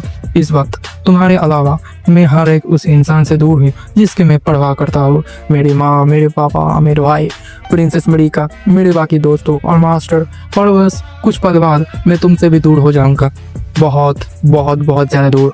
क्या इसके बाद मैं तुम्हें फिर कभी देख पाऊंगा? वो कहती है, हाँ बिल्कुल, आप जब मैजिक स्कूल से वापस लौटेंगे आप मेरे घर जरूर आइएगा, तब तक मेरी शादी हो गई होगी, शायद मैं माँ भी बन चुकी होंगी। जिसके बाद ये दोनों एक दूसरे के गले लगते हैं, एक दूसरे को अलविदा कहते हैं। अब इसके बाद वक्त आता है कुनोन का यहाँ से जाने का। कुनोन को चाहते थे, कुनोन के दद्दू तो बड़े दुखी होते हैं भैया, उसके दद्दू यहाँ रोते रह जाते हैं। जिसके बाद कुनोन रिंको को शुक्रिया कहता है और उसके साथ उसके सफर पर आने के लिए। इसके बाद ये दोनों आपस में बात करने लगते हैं। कुनोन पूछता है कि तुम्हें किस तरह का स्टोर खोलना। रिको बताता है कि शायद वो कोई रेस्टोरेंट खोलेगी क्योंकि उसे खाना पसंद है। देखो भाई, और यहाँ कुनोन की नया सफर की शुरुआत हो चुका है। जिसके बाद ये लोग एक टाउन पे पहुंचते हैं जो कि इनकी मंजिल डेरा शौक से थोड़ी दूर थी, लेकिन यहाँ चलते हुए कुनोन की नजर एक किताब पर जाता है। कुनोन उस स्टोर पर जाता है। ये मैजिक बुक्स होता है यानी दी ग्रिम वॉर्ड, और लेकिन उन ग्रिम वॉर्ड्स को कुनोन चाहकर भी खरीद नहीं सकता क्योंकि ये बहुत ज्यादा महंगी है। और तभी यहाँ पर हम उसकी रिसेप्शनिस्ट से मिलते और जैसे इस लड़की को पता चलता है कि कुनॉन मैजिक के यूज कर सकता है, वो इसे इंसिस्ट करते कि मुझे भी मैजिक दिखाओ ना। जिसके बाद कुनॉन अपने मैजिक से छोटा सा ब्लांडा बना देता है। हमें जानने को मिलता है कि इस मोहतरमा को मैजिक के बारे में जानना, सीखना और पढ़ना बहुत पसंद है। जिसके बाद ये मोहतरमा कुनॉन को बताता कि इस साल मैजिक स्कूल में होली किंगडम की सेंट आ रही है। और आगे ये जो मोहतरमा बातें बताती है, इनसे हमें समझने को आता है कि भैया मैजिक स्कूल में बहुत पैच पहुंचे हुए लोग पढ़ते हैं। और उसके बाद मोहतरमा कुनॉन को एक सेकंड हैंड ग्रिमोयर दिखाती है, जो कि द मोस्ट पॉपुलर सोर्स लड़की है, यानी जियोन की। और अगर कुनॉन इसे खरीदना चाहे तो उसे स्पेशल डिस्काउंट भी देगी, पर कुनॉन को नहीं खरीदना। अब बाहर आकर एक पूछती है कि आपने वो ग्रिमोयर क्यों नहीं खरीदी। कुनॉन कहता है, मैं पहले से जानता हूँ कि उस ग्रिमोयर में क्या है। और अगले सीन में कुनॉन कपड़े के स्टोर में आता है और कपड़े को क्वालिटी चेक करने लगता है। दूसरी ओर री को अलग अलग टोपी लगाकर सबके सामने अपना टोपा कर रही है। और तभी कुनॉन कहता है, मुझे एक कपड़ा बहुत पसंद आया। दोस्तों, कुनॉन इन कपड़ों को छू कर इन टेक्सचर को याद कर रहा है। और जैसे ही दुकानदार बताता है कि ये कपड़ा ब्लैक फॉक्स से बना है, कुनॉन अपने मैजिक का यूज करके एक ब्लैक फॉक्स बना देता है। और इसके बाद हम दुकान के मालिक को हैरान देखते हैं। वो पूछते हैं, क्या तुम बस टेक्सचर को याद करके किसी भी चीज को रिप्रोड्यूस कर सकते हो? क्या तुम ऐसा करके एक औरत भी बना सकते हो? लेकिन यह बात सुनते ही रिको का छोटा दिमाग खिसक जाता है। वो महाशय पर भड़कने लगते हैं और इसके बाद ये दोनों यहाँ स्टोर से बाहर निकल आते हैं। हमें जानने को मिलता है कि बेचारा दुकान का मालिक तो एक कन्या को पसंद करता था और बेचारा ने जोश में आकर कुछ ज्यादा ही बोल दिया। और अब जैसे ही कुनॉन यहाँ से जाता है, यहाँ पर 3 लोग आ रहे हैं। ये जो बीच वाली लड़की है वो कहती है, मैंने सुना कि आपके पास रेयर ब्लैक फॉक्स के बना एक स्कार्फ है, मैं उसे देखना चाहती हूँ। लेकिन जब वो उसे देखना चाहती है, वो उसे छूती है, वो स्पिरिट डिसेबल हो जाता है और बस पानी बह जाता है। इस वाटर को एनालाइज करने के लिए टच करते हैं। लॉन्डो, याद रखना ये बैड टच है।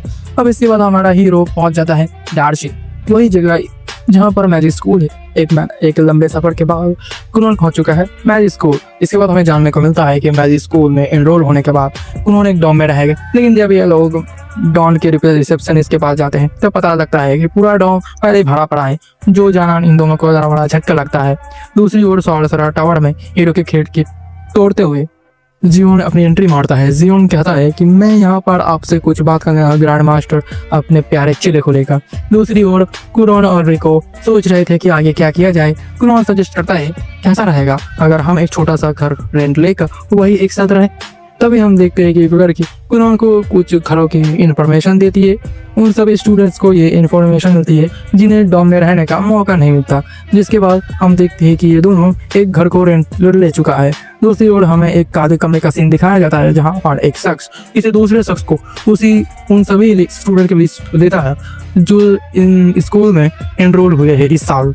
और यहाँ इन्हें पता चलता है कि जियोन का स्टूडेंट भी यहाँ आया है, जिसका नाम कुनॉन है। अब अगले दिन ही लोग मैजिक स्कूल में आते हैं। रिको को पता चलता है कि मैजिक स्कूल के अंदर स्टूडेंट और स्पेशल अथॉरिटी के अलावा और कोई नहीं जा सकता। अब इसके बाद हम देखते हैं ये मोहतरमा कुनॉन को स्कूल के अंदर ले आता है और इस मोहतरमा का नाम लूबेला है। और जैसे कुनॉन की पर्सनालिटी है, बस तारीफें करने लगता है वो। और इसके बाद हमें ये 3 स्टूडेंट देखने को मिलता है। इनमें से ये लड़की सेंट भैया, और इन तीनों की नजर कुनॉन पर जाती है। अब कुनॉन भी इन तीनों को देखता है और यहाँ इस लड़की में से रोशनी निकलती हुई नजर आ रहा था। कुनॉन सीधा उस लड़की के पास जाकर कहता है, तुम ही होली किंगडम के सेंट हो, है ना? तुम सच में कमाल की हो, तुम्हारे एट्रीब्यूट लाइट है ना? मैंने लाइट मैजिक के बारे में बहुत कुछ सुना है, प्लीज क्या तुम मेरे कुछ सवाल का जवाब दोगी? वो कहती है कि नहीं। कुनॉन कहता है कि प्लीज प्लीज मैं तुम्हें चॉकलेट दूं, डेयरी मिल्क, किटकैट, क्या चाहिए तुम्हें? मोहतरमा कहती है, तुम्हारे सवाल का जवाब देने से मुझे क्या फायदा? लाइट मैजिक बाकी सभी मैजिक से सुपीरियर होता है। जिसके बाद हमें ये वही जानने को मिलता है कि इन मोहतर का नाम रेज है और इनमें इमोशंस का थोड़ी कमी है, तो कई बार इसका बातों से दूसरों को काफी ज्यादा बुरा लग जाता है। इसके बाद कुनॉन को पता चलता है कि ये मोहतरमा एक हीरोज स्कार है। ये जान कुनॉन कहता है, मतलब तुम तो और भी ज्यादा कमाल के हो। मुझे यकीन है कि हमारी किस्मत है जिसने आज हमें यहाँ पर मिलवाया है। लेकिन या तब यहाँ प्रोफेसर आ जाते हैं, जो इस महाशय का नाम है शॉफ और इस मोहतरमा का नाम है मिस सैफी। और मिस सैफी प्रोफेसर सॉफ की असिस्टेंट है। अब इसके बाद प्रोफेसर सॉफ इन चारों को कॉन्ग्रेचुलेट करते हैं क्योंकि इन्होंने मैजिक स्कूल में एनरोलमेंट ली है। यानी कि दोस्तों यहाँ पर कोई एग्जाम नहीं होने वाला जिससे कि ये तय हो कि कौन पास है कौन फेल है, क्योंकि जिन सॉर्सर के पास क्रेस्ट होता है वो काफी रेयर होते हैं। लेकिन इन चारों को यहाँ पर इसलिए बुलाया गया है ताकि ये एक टेस्ट दे पाए। दिरासत मैजिक स्कूल में 3 कोर्स है। फर्स्ट लेवल फंडामेंटल्स, इसमें मैजिक के बेसिक सिखाए जाते हैं। सेकंड लेवल टीचर असिस्टेंट, जिस तरह से किसी नॉर्मल स्कूल में बच्चों को सिखाया जाता है, ये उस लेवल का है। और फिर आता है थर्ड लेवल, जो कि कभी एडवांस होता है, इंडिपेंडेंट रिसर्च। और ये किसी एक क्लास में नहीं होता, बल्कि ये जो चाहे वो कर सकते हैं और एक उससे डिसाइड कर सकता है इनकी इन्हें क्या सीखना है, मैजिक स्किल्स या फिर नए स्पेल्स क्रिएट करना। लेकिन जो थर्ड लेवल के एडवांस क्लास है वो सिर्फ टॉप टियर की सॉर्सरर्स के लिए होती है, जिसमें अपना जगह बनाना बहुत मुश्किल है। और ये चारों इस स्कूल में इस वजह से आ पाए हैं क्योंकि इन्हें या तो इनके मास्टर्स ने रिकमेंड किए या इनके कंट्री ने। अब सबसे पहले होगा इनका प्रैक्टिकल स्किल टेस्ट। अब इसमें ये लोग एक एक करके आगे आएंगे और अपने क्रेज के एट्रीब्यूट के बारे में बताएंगे। सबसे पहले आता है हैम्पीट, इसका ट्विस्टर का फायर क्रस्ट है और ये 7 स्किल्स को यूज कर सकता है। और इसके बाद ये यहाँ अपना बेस्ट स्पेल भी दिखाता है। हैंक अपने फायर स्पेल से यहाँ काफी बड़ा एक सर्कल टाइप क्रिएट कर देता है। फिर आता है ये लड़का, इसका नाम रिया होस है और इसके एट्रीब्यूट विंड है और ये 8 स्पेल्स को कास्ट कर सकता है। दोस्तों प्रोफेसर सॉफ्ट के पास भी विंड क्रिस्ट है। इसके बाद रिया सभी को थोड़ा दूर करके अपने विंड मैजिक का पावर दिखाता है, जो कि एक थोड़ा इंटरमीडिएट लेवल का स्पेल होता है और इसकी स्पेल काफी ज्यादा स्ट्रांग होता है। फिर बारी आती है रिस की, जिसका एट्रीब्यूट 3 स्टार लाइट है और 5 स्पेल्स को यूज कर सकते हैं। और यहाँ रे अपना एक स्पेल दिखाते हैं जो काफी ज्यादा तेज होता है। फिर इसके बाद बारी आता है कुनोन की, मेरा एट्रीब्यूट 2 स्टार वाटर है और मैं 2 स्पेल्स को यूज कर सकता हूँ और ये दोनों ही एलिमेंट्री लेवल के हैं। ये बात सुन प्रोफेसर सॉफ्ट कहते हैं कि क्या तुम जानते हो कि तुम्हारे रिकमेंडेशन के लिए 2 लेटर आए हैं मुझे, पहले हुगलिया के रॉयल सॉर्सर्स के ग्रैंड मास्टर की ओर से और दूसरा लेटर तुम्हारे मास्टर की ओर से, जियोन की ओर से। ये जान कि कुनोन जियोन द ग्रेट सॉर्सरर का स्टूडेंट है, ये बच्चे भी थोड़ा हैरान हो जाते हैं। जियोन के लेटर के मुताबिक वो चाहता है कि कुनोन का एग्जाम काफी हार्ड बने क्योंकि कुनोन उसके स्टूडेंट है, वो बहुत ज्यादा काबिल है। कुनोन कहता है अगर मेरे मास्टर ही चाहते हैं तो फिर ठीक है, लेकिन तभी से फिर अपने मुंह टेढ़ा करते हुए कहती तुम बिल्कुल उसी के जैसे हो, अपने आप को बहुत महान समझते हो। भाई लगता है कि ये मैडे का कोई लफड़ा है उसके साथ। इसके बाद ये डिसाइड करता है कि अब कुनोन को अब तक का सबसे ज्यादा टॉप टास्क दिया जाएगा। अब जब कुनोन का टेस्ट शुरू होने वाला था, कुनोन इससे कहता है तुम देखना मैं यहाँ अपना कमाल दिखाऊंगा। इसके बाद प्रोफेसर सॉफ्ट अपने विंड मैजिक से एक बैरियर बनाकर कुनोन से हमला करने को कहते हैं। दोस्तों ये एक इंटरमीडिएट लेवल का स्पेल है जो कास्टर को प्रोटेक्ट करता है और सभी को यही लग रहा था कि कुनोन अपने 2 एलिमेंट्री लेवल के स्पेल्स के साथ इस बैरियर को छू भी नहीं सकता। पर कुनोन कहता है बस इतना ही, मुझे लगा कि ये थोड़ा और चैलेंजिंग होगा। अब इसके बाद कुनोन अपने मैजिक का यूज करके काफी ज्यादा बॉस बना देता है और इसके बाद वो उसे मल्टीप्लाई करने लगता है और बहुत ज्यादा मल्टीप्लाई करने के बाद वो उनका रंग बदल देता है जिससे कि लाल धूप क्रिएट हो जाती है। जिसके बाद कुनोन कहता है मैं अपने इस मैजिक को लगातार 2 दिनों तक कास्ट रख सकता हूँ, आपका क्या प्रोफेसर? आपकी स्पेल का टाइम डेट खत्म होने के बाद ही मेरे मिस्ट आपको छू लेगी। प्रोफेसर सॉफ्ट समझ जाते हैं कि कुनोन काफी समझदार है, उसके यहाँ बहुत अच्छे से अपने दिमाग का यूज किया है, तो इसीलिए वो कुनोन को विनर घोषित करते देती है और ना चाहते मिस सेफी को कुनोन को पास करना पड़ता है। और तभी यहाँ पर एक और मोहतरमा आती है जो लाल चीज देखकर डर जाती है, उन्हें लगता है कि ये खून है। अब इसके बाद क्लासरूम में हम देखते हैं कि कुनोन हर एक चीज को इग्नोर करते हुए सिर्फ इससे बात किया जा रहा था। वो उसके लाइट मैजिक पे बहुत ज्यादा ही इंटरेस्ट होता था और इस कुनोन पर ध्यान ही नहीं देती। अब यहाँ पर इनका एक और एग्जाम होता है जिसके बाद कुनोन कहता है लगता है इस डेट के खत्म होने तक मैं तुमसे बात नहीं कर पाऊंगा, इट हर्ट्स, लेकिन क्या ही कर सकते हैं। जिसके बाद जो मिसेपी होती है वो हमको अपने साथ ले जाती है उसका इंटरव्यू लेने के लिए। मतलब तुम कह सकते हो कि इन सबका वाइवा होने वाला है। अब इसके बाद कुनोन को पता चलता है जब अगर वो इस वाइवा एग्जाम में पास नहीं हो पाया तो इन्हें वापस घर भेज दिया जाएगा। कुनोन कहता है नहीं, मैं इतनी जल्दी तुमसे दूर नहीं जाना चाहता, मैं तुम्हारे साथ एक ही क्लास में पढ़ना है। लेकिन तभी रेंज बाय के लिए चली जाती है। अब इसके बाद प्रोफेसर सॉफ्ट कुनोन से पूछता है अगर तुम्हारा वो पहला अटैक मुझ पर काम नहीं करता तो तुम्हारे पास एक एक्स्ट्रा प्लान था तुम्हारे दिमाग की, है ना? कुनोन बताता है हाँ, मैं आप पर डायरेक्ट अटैक करता। अब थोड़ी बहुत बातचीत के बाद कुनोन कहता है मेरी नज़रों में वाटर बेस्ट एट्रीब्यूट है। हाँ ये स्ट्रॉन्गेस्ट नहीं है क्योंकि अब तक मैं अपने मास्टर को नहीं हरा पाया, लेकिन खुद को बेहतर बनाने के लिए ही मैं यहाँ पर पढ़ने के लिए आया हूँ। और इसके बाद सेफी कुनोन को अपने के साथ ले जाती है। अब एक जगह पर पहुँचने के बाद मिस सेफी कुनोन को अंदर जाने को कहती है और इसके बाद कुनोन उस अंधेरे कमरे पर चला जाता है। इस अंधेरे कमरे में कुनोन कुछ भी देख नहीं पा रहा था, ना ही वो कुछ डिटेक्ट कर पा रहा था। और यहाँ एक शख्स जिसे हम पहले भी एक बार देख चुके हैं वो कहते हैं तो तुम वो जियोन के स्टूडेंट, मैंने कभी सोचा नहीं था कि वो भी अपने लिए कोई स्टूडेंट चुनेगा। शायद उसे कोई बहुत ही काबिल लड़का मिला होगा, पर तुम तो कोई शायद लौंडेबाज हो जो सेंट के साथ लगातार फ्लर्टिंग किए जा रहे हो। उन्होंने कहता है कि ऐसा कुछ नहीं है, मैं तो बस उससे मैजिक के बारे में पूछना चाहता था। वैसे बातचीत के जरिए हमें पता चलता है कि ये शख्स एक बूढ़ी औरत है, और क्योंकि ये एक औरत है इसीलिए हमारा कुनोन लाइनें पीछे मारने से पीछे थोड़ी हटेगा। इसके बाद कुनोन कहता है फिर थोड़ी ही आज इसे बहुत कुछ सीखने को मिला। अब इसके बाद ये बुड्ढी कहती है अब तुम यहाँ से जा सकते हो, मैं तुम्हें एडवांस क्लास में डाल दूंगी, तुम्हें बस वहाँ अपनी जगह को बनाए रखने के लिए बहुत मेहनत करनी होगी। अभी यहाँ ये बुड्ढी कुछ और भी बोलने वाली होती है, पर कुनोन उसे कुछ सुनता ही नहीं, उसे इग्नोर करके चला जाता है। जिसके बाद बुड्ढी कहती है ये लड़का आज जीवन से बहुत अलग है। जब मैंने जीवन से कहा था कि मैं खुद पर्सनल उसे मैजिक सिखाऊंगी, वो तो बहुत ज्यादा खुश होता, पर ये काफी ज्यादा अलग है। और एक कहकर बुड्ढी और वो सभी प्रतिबिंब गायब हो जाते हैं। दूसरी ओर प्रोफेसर सॉ जियन का ही लेटर पढ़ रहे थे। मेरा स्टूडेंट बहुत ज्यादा काबिल है, कुछ ही साल में वो तुमसे भी ज्यादा बेहतर हो जाएगा सॉफ।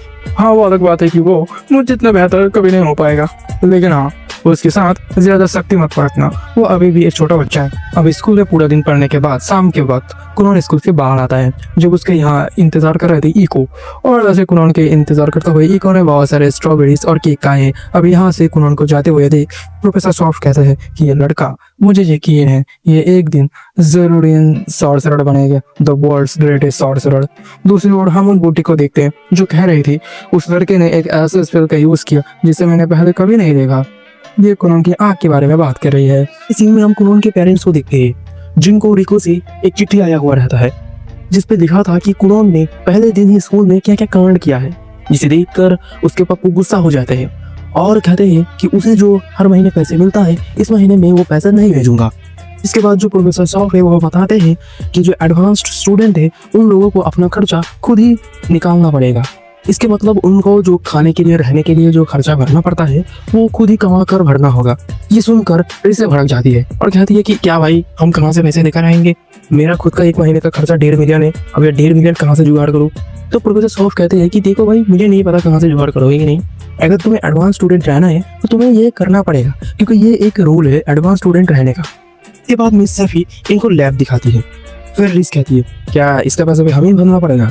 मिस सैफी कहती है अरे नहीं इसका पैसा नहीं भरना पड़ेगा, ये बिल्कुल फ्री है हर किसी के लिए, और तुम लोग सब कुछ करने के लिए बिल्कुल फ्री हो। तुम लोग रिसर्च करना चाहते हो या फिर पढ़ना चाहते हो, जो भी करना चाहते हो कर सकते हो, लेकिन एक बात हमेशा याद रखना कि तुम लोगों को ना इनफ क्रेडिट कमाना पड़ेगा। अगर तुम लोग क्रेडिट नहीं कमाया ना तो फिर तुम्हें एडवांस स्टूडेंट से हटाया दिया जाएगा। उसके बाद हमें पता चलता है कि जो क्रेडिट है वो 2 तरीके से कमाया जा सकता है। पहला है कि एक्सपेरिमेंट करके और दूसरा है कि अचीवमेंट से, जो कि प्रोफेसर से हमें मिलेगा, जिसके बदले में प्रोफेसर हमें क्रेडिट देंगे। उसके बाद रिको जब कुनोन को चिट्ठी देने के लिए आती है तो वो देखती है कि कुनोन आराम से बेड पर सोया हुआ है। जिसके बाद कुनोन का उदास चेहरा देखकर रिको पूछती है कि आखिर क्या हुआ है, तो कुनोन कहता है कि जो रीज है वो मुझे भाव ही नहीं देती। इसके बाद रिको कुनोन को ले जाकर लड़के के ऊपर भाषण देने लगती है कि क्या करे क्या नहीं करे, लड़कियों को क्या पसंद है ना पसंद है, ये सब के बारे में। इसके बाद हमें रीस का सीन दिखाया जाता है जो कि अपने मेट के साथ खाना खा रही होती है। फिर वो उनको उस पैसे के बारे में बताती है। फिर वो एक मेट कहती है कि मुझे पैसा नहीं चाहिए। रीसा कहती है कि सच में तुम्हें पैसा नहीं चाहिए। मेट कहती है कि अरे यार मैं तो बस मजाक कर रहा था, जाहिर सी बात है मुझे पैसा चाहिए, मैं फ्री में थोड़ी ना काम करूंगा। फिर अगले दिन हम देखते हैं कि कुनोन के लैब के सामने सभी लोग लाइन लगाकर खड़े हुए थे। फिर हमें पता चलता है कि कुनोन ने एक बिजनेस स्टार्ट किया है जो कि है सोने का बिजनेस। अब सोने का मतलब गोल्ड नहीं है, मतलब नींद लेना जो है ना वो वाला बिजनेस स्टार्ट किया है। अब मैं आप लोगों को पहले ही बता दूं कि जो रिसर्च करते हैं वो तो सो नहीं पाते, वो हमेशा अपने रिसर्च में घुसे रहते हैं। तो कुनोन ने क्या किया, वो अपना जो फेमस बेड है ना वाटर बेड, उससे अपना बिजनेस स्टार्ट कर दिया जिससे कि सभी अपना बहुत अच्छे से नींद ले पाए। और उसका भी एक कोर्स भी निकाल दिया बहुत सारा कि भाई 30 मिनट 60 मिनट ऐसे ऐसे करके, समझ रहे हो, मतलब देख रहे हो बंदे को, बिल्कुल बिजनेस माइंडेड है। के बाद कुनोन का एक जीनियस आइडिया देखकर प्रोफेसर सॉफ कहते हैं कि तुम्हें ये प्रोफेसर के लिए भी करना पड़ेगा, और हाँ चिंता मत करो मैं तुम्हें एक एक्स्ट्रा लैब भी दे दूंगा। इसके बाद कुनोन मान जाता है। जिसके बाद हम देखते हैं कि कुनोन अपने बिजनेस से बहुत ज़्यादा प्रॉफिट कर लिया है। फिर हमें इन 3 लड़कियों को देखते हैं। उसके बाद हम फिर से रिस को देखते हैं जो कि अपने मेट के साथ बैठी हुई थी। उसको मेट कहती है कि अपने टीचर से एडवाइस ली। फिर रिस कहती है कि हाँ मैंने टीचर से एडवाइस ली थी, उन्होंने कहा था कि कुनोन से जाके एडवाइस लेने को। फिर वो कहा कि तो फिर क्या आपने किसी और से भी एडवाइस ली थी? तो फिर वो कहते हैं हाँ मेरा जो क्लासमेट है मैंने उनसे भी एडवाइस लिया था, लेकिन वो लोग भी वही कह रहे हैं जो कि टीचर्स कहते हैं। तो वेट कहते तो फिर आपके पास और कोई चारा नहीं, आपको उस बंदे से तो भाई मतलब एडवाइस अब देना पड़ेगा। जिसके बाद रिस के पास कोई चारा ना होकर वो कुनोन से मदद मांगने जाती है, लेकिन हम वहाँ पर देखते हैं कि जो रिज होती है ना वो कुनोन ही बेइज्जती करता है उल्टा, मतलब एडवाइस देने की जगह पर उसे ही बेइज्जती कर रहा है। जिसके बाद कुनोन कहता है कि रुको यार मैं प्रोफेसर को बुला के लाती हूँ। जिसके बाद कुनोन कहता है कि अगर मैं एक लेडी के साथ अगर मैं बात करूंगा तो फिर लोग हमें गलत भी समझ सकते हैं, इसी वजह से प्रोफेसर को बुलाना अच्छा है। जिसके बाद कुनोन उसका प्रॉब्लम को सुनकर कहता है तो फिर तुम अपना हीलिंग मैजिक क्यों नहीं इस्तेमाल करती, उससे हील कर लोगों के हील करके तुम पैसा कमा सकती हो। फिर रिस कहती है कि नहीं ये हीलिंग मैजिक मुझे भगवान ने दिया है, मैं इससे पैसा कमाने के लिए इस्तेमाल नहीं कर सकता। फिर उसके बाद कुनोन थोड़ा सोच कर कहता है तो फिर तुम रिपोर्ट लिख सकती हो। जिसके बाद कुनोन कहता है अरे हाँ तुम अपना प्यूरिफिकेशन मैजिक भी यूज कर सकते हो, तो फिर क्या तुम प्रोडक्ट के ऊपर भी अपना प्यूरिफिकेशन मैजिक यूज कर सकती हो। तो रिस कहते हैं कि हाँ वो मैं कर सकता हूँ। कुनोन कहता है तो फिर चलो मैजिकल टूल बनाते हैं एक साथ। फिर मिस सफी इनको रोकते हुए कहती है कि रुको तुम्हें पता भी है ना कि तुम क्या कह रहे हो, अगर तुम लोगों ने एक साथ मैजिकल टूल बनाया और अगर वो मार्केट में बहुत अच्छा करने लगा उसके बाद तुम्हें पता है ना कि तुम्हें उसका राइट को इसके साथ शेयर करना पड़ेगा, क्या तुम रेडी हो। फिर कुनोन कहता है कि हाँ वैसे भी इस प्रोडक्ट को रेस लीड करने वाली है तो फिर इसमें कोई दिक्कत वाली बात नहीं है, और हाँ इस प्रोडक्ट को बनाने से पहले ही ये सब सोचना बिल्कुल टाइम वेस्ट है। जिसके बाद रिस भी मान जाती है। बाद हम इन प्रोफेसर को देखते हैं जिनका नाम है प्रोफेसर सूर्या, और ये कुनोन और रिसे को उनके प्रोडक्ट बनाने में हेल्प करने के लिए आई है। और उसके बाद हमें पता चलता है कि ये भी बिल्कुल रिसे की तरह ही एक लाइट मैजिक यूजर है। इसके बाद ये प्रोफेसर सूर्या कुनोन को कुछ सीड देते हैं। फिर कुनोन कहता है कि ये शीला है जिनको हम अभी उगाने वाले हैं। फिर रिसे कहती है कि ये तो हो ही नहीं सकता क्योंकि शीला सिर्फ होली लैंड पे ही उगते हैं। कुनोन कहता है हाँ मुझे ये बात पता है और मैंने इसके ऊपर बहुत सारा रिसर्च भी किया है। तो उसके बाद वो रिसे से पूछती है कि क्या तुमने कभी भी होली लैंड पर गए हो, और अगर तुम गए हो तो तुम्हें पता होगा कि होली लैंड पर होली मैजिक और प्यूरिफिकेशन मैजिक यूज किया जाता है। इसके बाद तुम प्यूरिफिकेशन मैजिक को यूज करोगे जिससे कि हम यहाँ पर होली लैंड की तरह एटमॉस्फेयर क्रिएट करेंगे जिसके अंदर हम शीला को उगाएंगे। जिसके बाद रिसे अपना प्यूरिफिकेशन मैजिक करती है। उसके बाद हम देखते हैं कि जो वो सीड्स है वो उगने भी लगे थे, और ये देखकर कुनोन बहुत ज्यादा एक्साइटेड होकर उसके ऊपर रिपोर्ट लिख रहा था।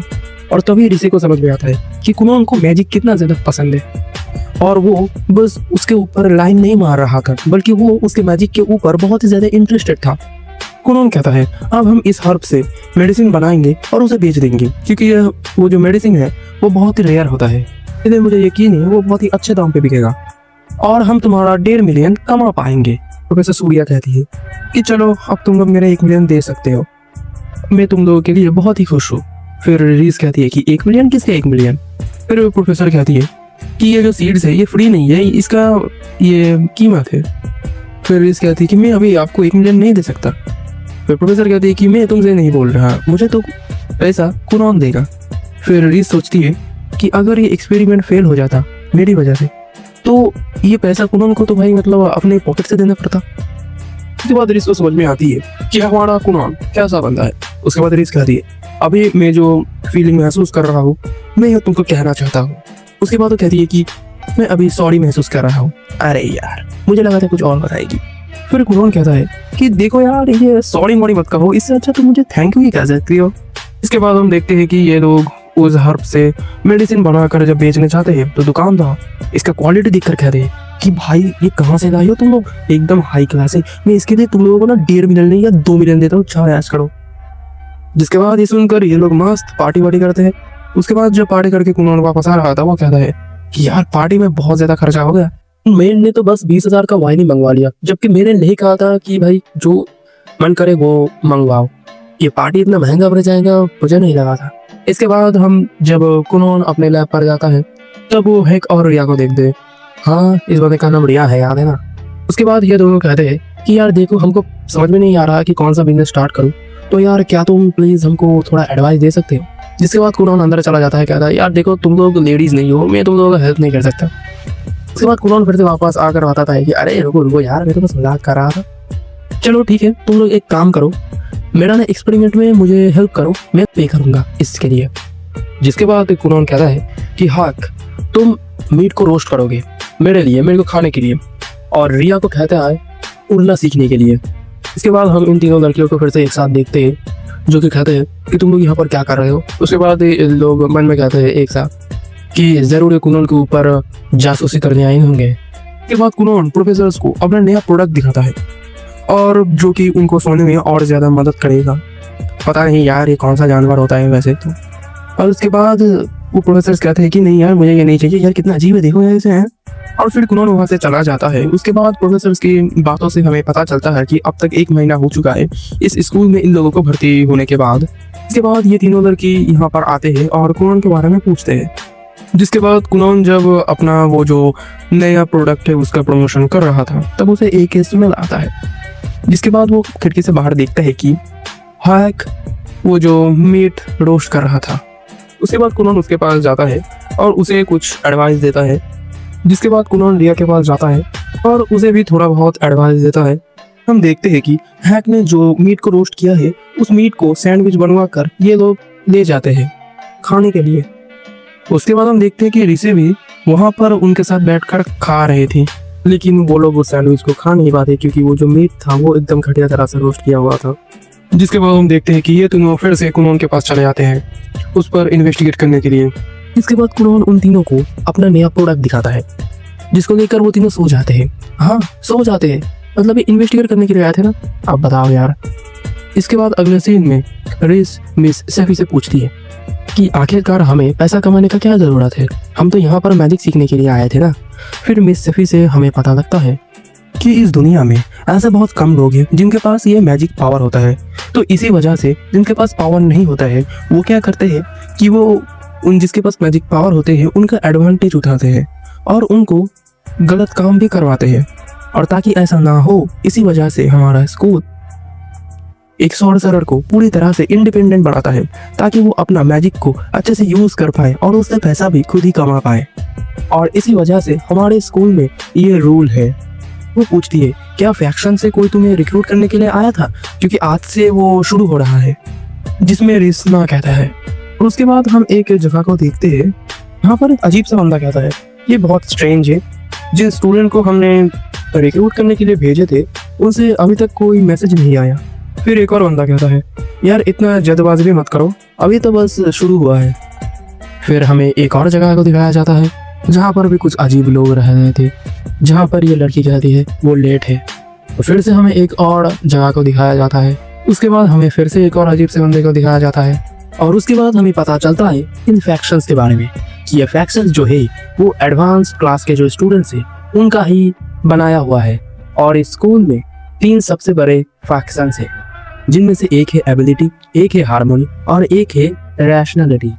और एडवांस क्लास के स्टूडेंट को रिसर्च करने के लिए ज़्यादा छूट दी जाती है। इसी वजह से प्रोफेसर्स भी इन सब मामलों में ज़्यादा टांग नहीं अड़ाते जब तक वो ज़रूरी ना हो। तो इसी वजह से ये फैक्शंस बने हैं ताकि एक दूसरे को वो हेल्प कर पाए। फिर कहता है कि मैं इस स्कूल में पैसे पहले भी एक प्रोफेसर का असिस्टेंट रह चुका हूँ। फिर रिस बताती है कि पहले ही मंथ में स्टूडेंट को रिक्रूट करना ये फॉरबिडन है। जिसके बाद ये लोग सैंडविच खाते हैं और वो पहले की तरह ही घटिया होता है। इसके बाद हम फिर से उन अजीब लोगों को देखते हैं जहाँ पर ये बंदा कहता है वो लगता है ये लीडर वीडर हुआ, क्या तुमने उसको रिक्रूट किया? तो फिर लड़की कहती है कि नहीं मैं सो गया था। उसके बाद हमें ये दूसरे जगह को भी दिखाया जाता है जहाँ पर सेम ही सीन है। और उसके बाद हमें एक और जगह को दिखाया जाता है, वहाँ पर भी ये एक ही सीन है। और हाँ ये बता दो कि ये तीनों जगह ना वही फैक्शन से, ठीक है ना। जिसके बाद हम इन तीनों को एक साथ देखते हैं। उसके बाद ये तीनों ही कहते हैं कि मैं पहले जाऊंगा रिक्रूट करने के लिए। फिर तीनों डिसाइड करते हैं कि ये लोग पहले ये डिसाइड करेंगे कि कौन पहले जाएगा। उसके बाद हम कुनोन को देखते हैं जो कि रिया को हेल्प कर रहा होता है उड़ने में। फिर वो एक बबल टाइप मतलब बैरियर टाइप बना देता है उसके चारों ओर, ताकि वो जब गिरे और ये उधर टकराए और उसको चोट ना लगे। और ठीक उसी वक्त इनको एक दूर से एक आवाज सुनाई देती है। यहाँ पर हम देखते हैं कि ये तीनों फैक्शंस के लीडर अपने आपस में ही लड़ रहे होते हैं। उसके बाद हम हैक को देखते हैं जो कि अभी भी रोस्ट कर रहा था मीट को। फिर कुरान वहां पर आकर कहता है भाई इस चीज को यार इतना बोरिंग मत बनाओ, एक कहता है कि यार इसे मैं हाई हीट पे पकाऊं लो हीट पे पकाऊं मुझे कुछ समझ में नहीं आ रहा। कुणाल कहता है कि तुमने कहा कि तुम इससे पहले एक प्रोफेसर का असिस्टेंट थे क्यों, है ना, लेकिन अब तुम उनका कोई असिस्टेंट नहीं हो। अब तुम जो चाहो वो कर सकते हो, बिल्कुल तुम फ्री हो। तुम चाहो तो जो फायर है उसका कलर चेंज कर सकते हो, उसका स्मेल भी चेंज कर सकते हो, तुम जो चाहो वो कर सकते हो। तो तुम अपने मैजिक से मुझे सरप्राइज कर दो यार, और मुझे ये बात पता है कि तुम ये कर सकते हो। और इसके बाद प्रोफेसर सॉफ कुनान को बुलाते हैं। कुनान जब उनके पास जा रहा था तभी हैक उससे पूछता है कि आखिर तुम्हें ये सब बातें किसने बताई। कुनान कहता है कि ये सब मुझे मेरे फर्स्ट टीचर ने बताई थी, और वो टीचर है जो अपने मैजिक को लिटिल ट्रिक्स कहते थे, और उन्होंने ही मुझे कहा था कि जो क्रिएटिविटी है वो टैलेंट का ही एक फॉर्म होता है। जिसके बाद हैक मोटिवेट हो जाता है और फिर से वो मीट को रोस्ट करने के, और तभी उसी वक्त उसे समझ में आता है कि कुनान असल में उसे क्या बताना चाहता था, और उसके दिमाग में एक आइडिया आता है जिससे कि वो उस मीट को बहुत अच्छे से रोस्ट कर पाता है। अब इसके बाद हम रिया को देखते हैं जो कि उड़ते हुए बस इधर उधर टकरा रहा था। फिर रिया के पास वो लड़की आती है, वो वही लड़की जो आकर रिया को थोड़ी एडवाइस देती है, जिसे देखकर हमारा रिया उस पर फिदा हो जाता है। फिर अगले सीन में हम देखते हैं कि ये लोग वो सैंडविच खा रहे थे, और इस बार जो सैंडविच बना था वो काफ़ी अच्छा बना था। जिसके बाद हैक दिखाता है कि उसने और भी चीज़ें रोस्ट किया है, लेकिन उसने कुछ ज़्यादा ही बना दिया था, इसी वजह से ये लोग उसे उन सभी को खा नहीं पाते। फिर ये लोग उनको बेचने के लिए आ जाते हैं। इसके बाद ये शेफ कहता है कि इसकी क्वालिटी बहुत अच्छा है, अगर तुम चाहो तो कल या परसों जब चाहो तुम तब इसे ले आकर मुझे बेच सकते हो। उसके बाद कुनान रिया को कहता है कि अगर तुमने एक बार उड़ना सीख लिया तो तुम इससे कुरियर सर्विस भी कर सकते हो, वही चीज़ों को डिलीवर करना, वही चीज़। फिर रिया कहता है हाँ तुमने सही कहा, और इससे मैं एक बिजनेस भी कर सकता हूँ। फिर वो कहता है कि जब मैं उड़ने का कोशिश कर रहा था तब किसी ने मुझे एडवाइस दिया, और उसने ही मुझे रैशनैलिटी ज्वाइन करने के लिए भी कहा, और मुझे लगता है कि मैं ज्वाइन करूँगा। फिर ये सोचता है कि वो लड़की कितना क्यूट है, मतलब समझ रहे हो, हमारा भाई का लव एट फर्स्ट साइट हो गया है। फिर हाँ कहता है कि मुझे भी अमोली से इनवाइट आया है। फिर रीस कहती है कि मुझे भी एबिलिटी में रिक्रूट करने के लिए एक बंदा आया था, मैं श्योर नहीं हूँ कि मैं उसको ज्वाइन करूँगी या फिर नहीं। फिर कुनान कहता है हैं, लेकिन मुझे तो किसी ने भी इनवाइट करने के लिए नहीं आया था, ये क्या बात होगी। ये लोग कहते हैं कि तुम्हारे बारे में शायद वो लोग तुम्हें देखकर लड़ रहे होंगे।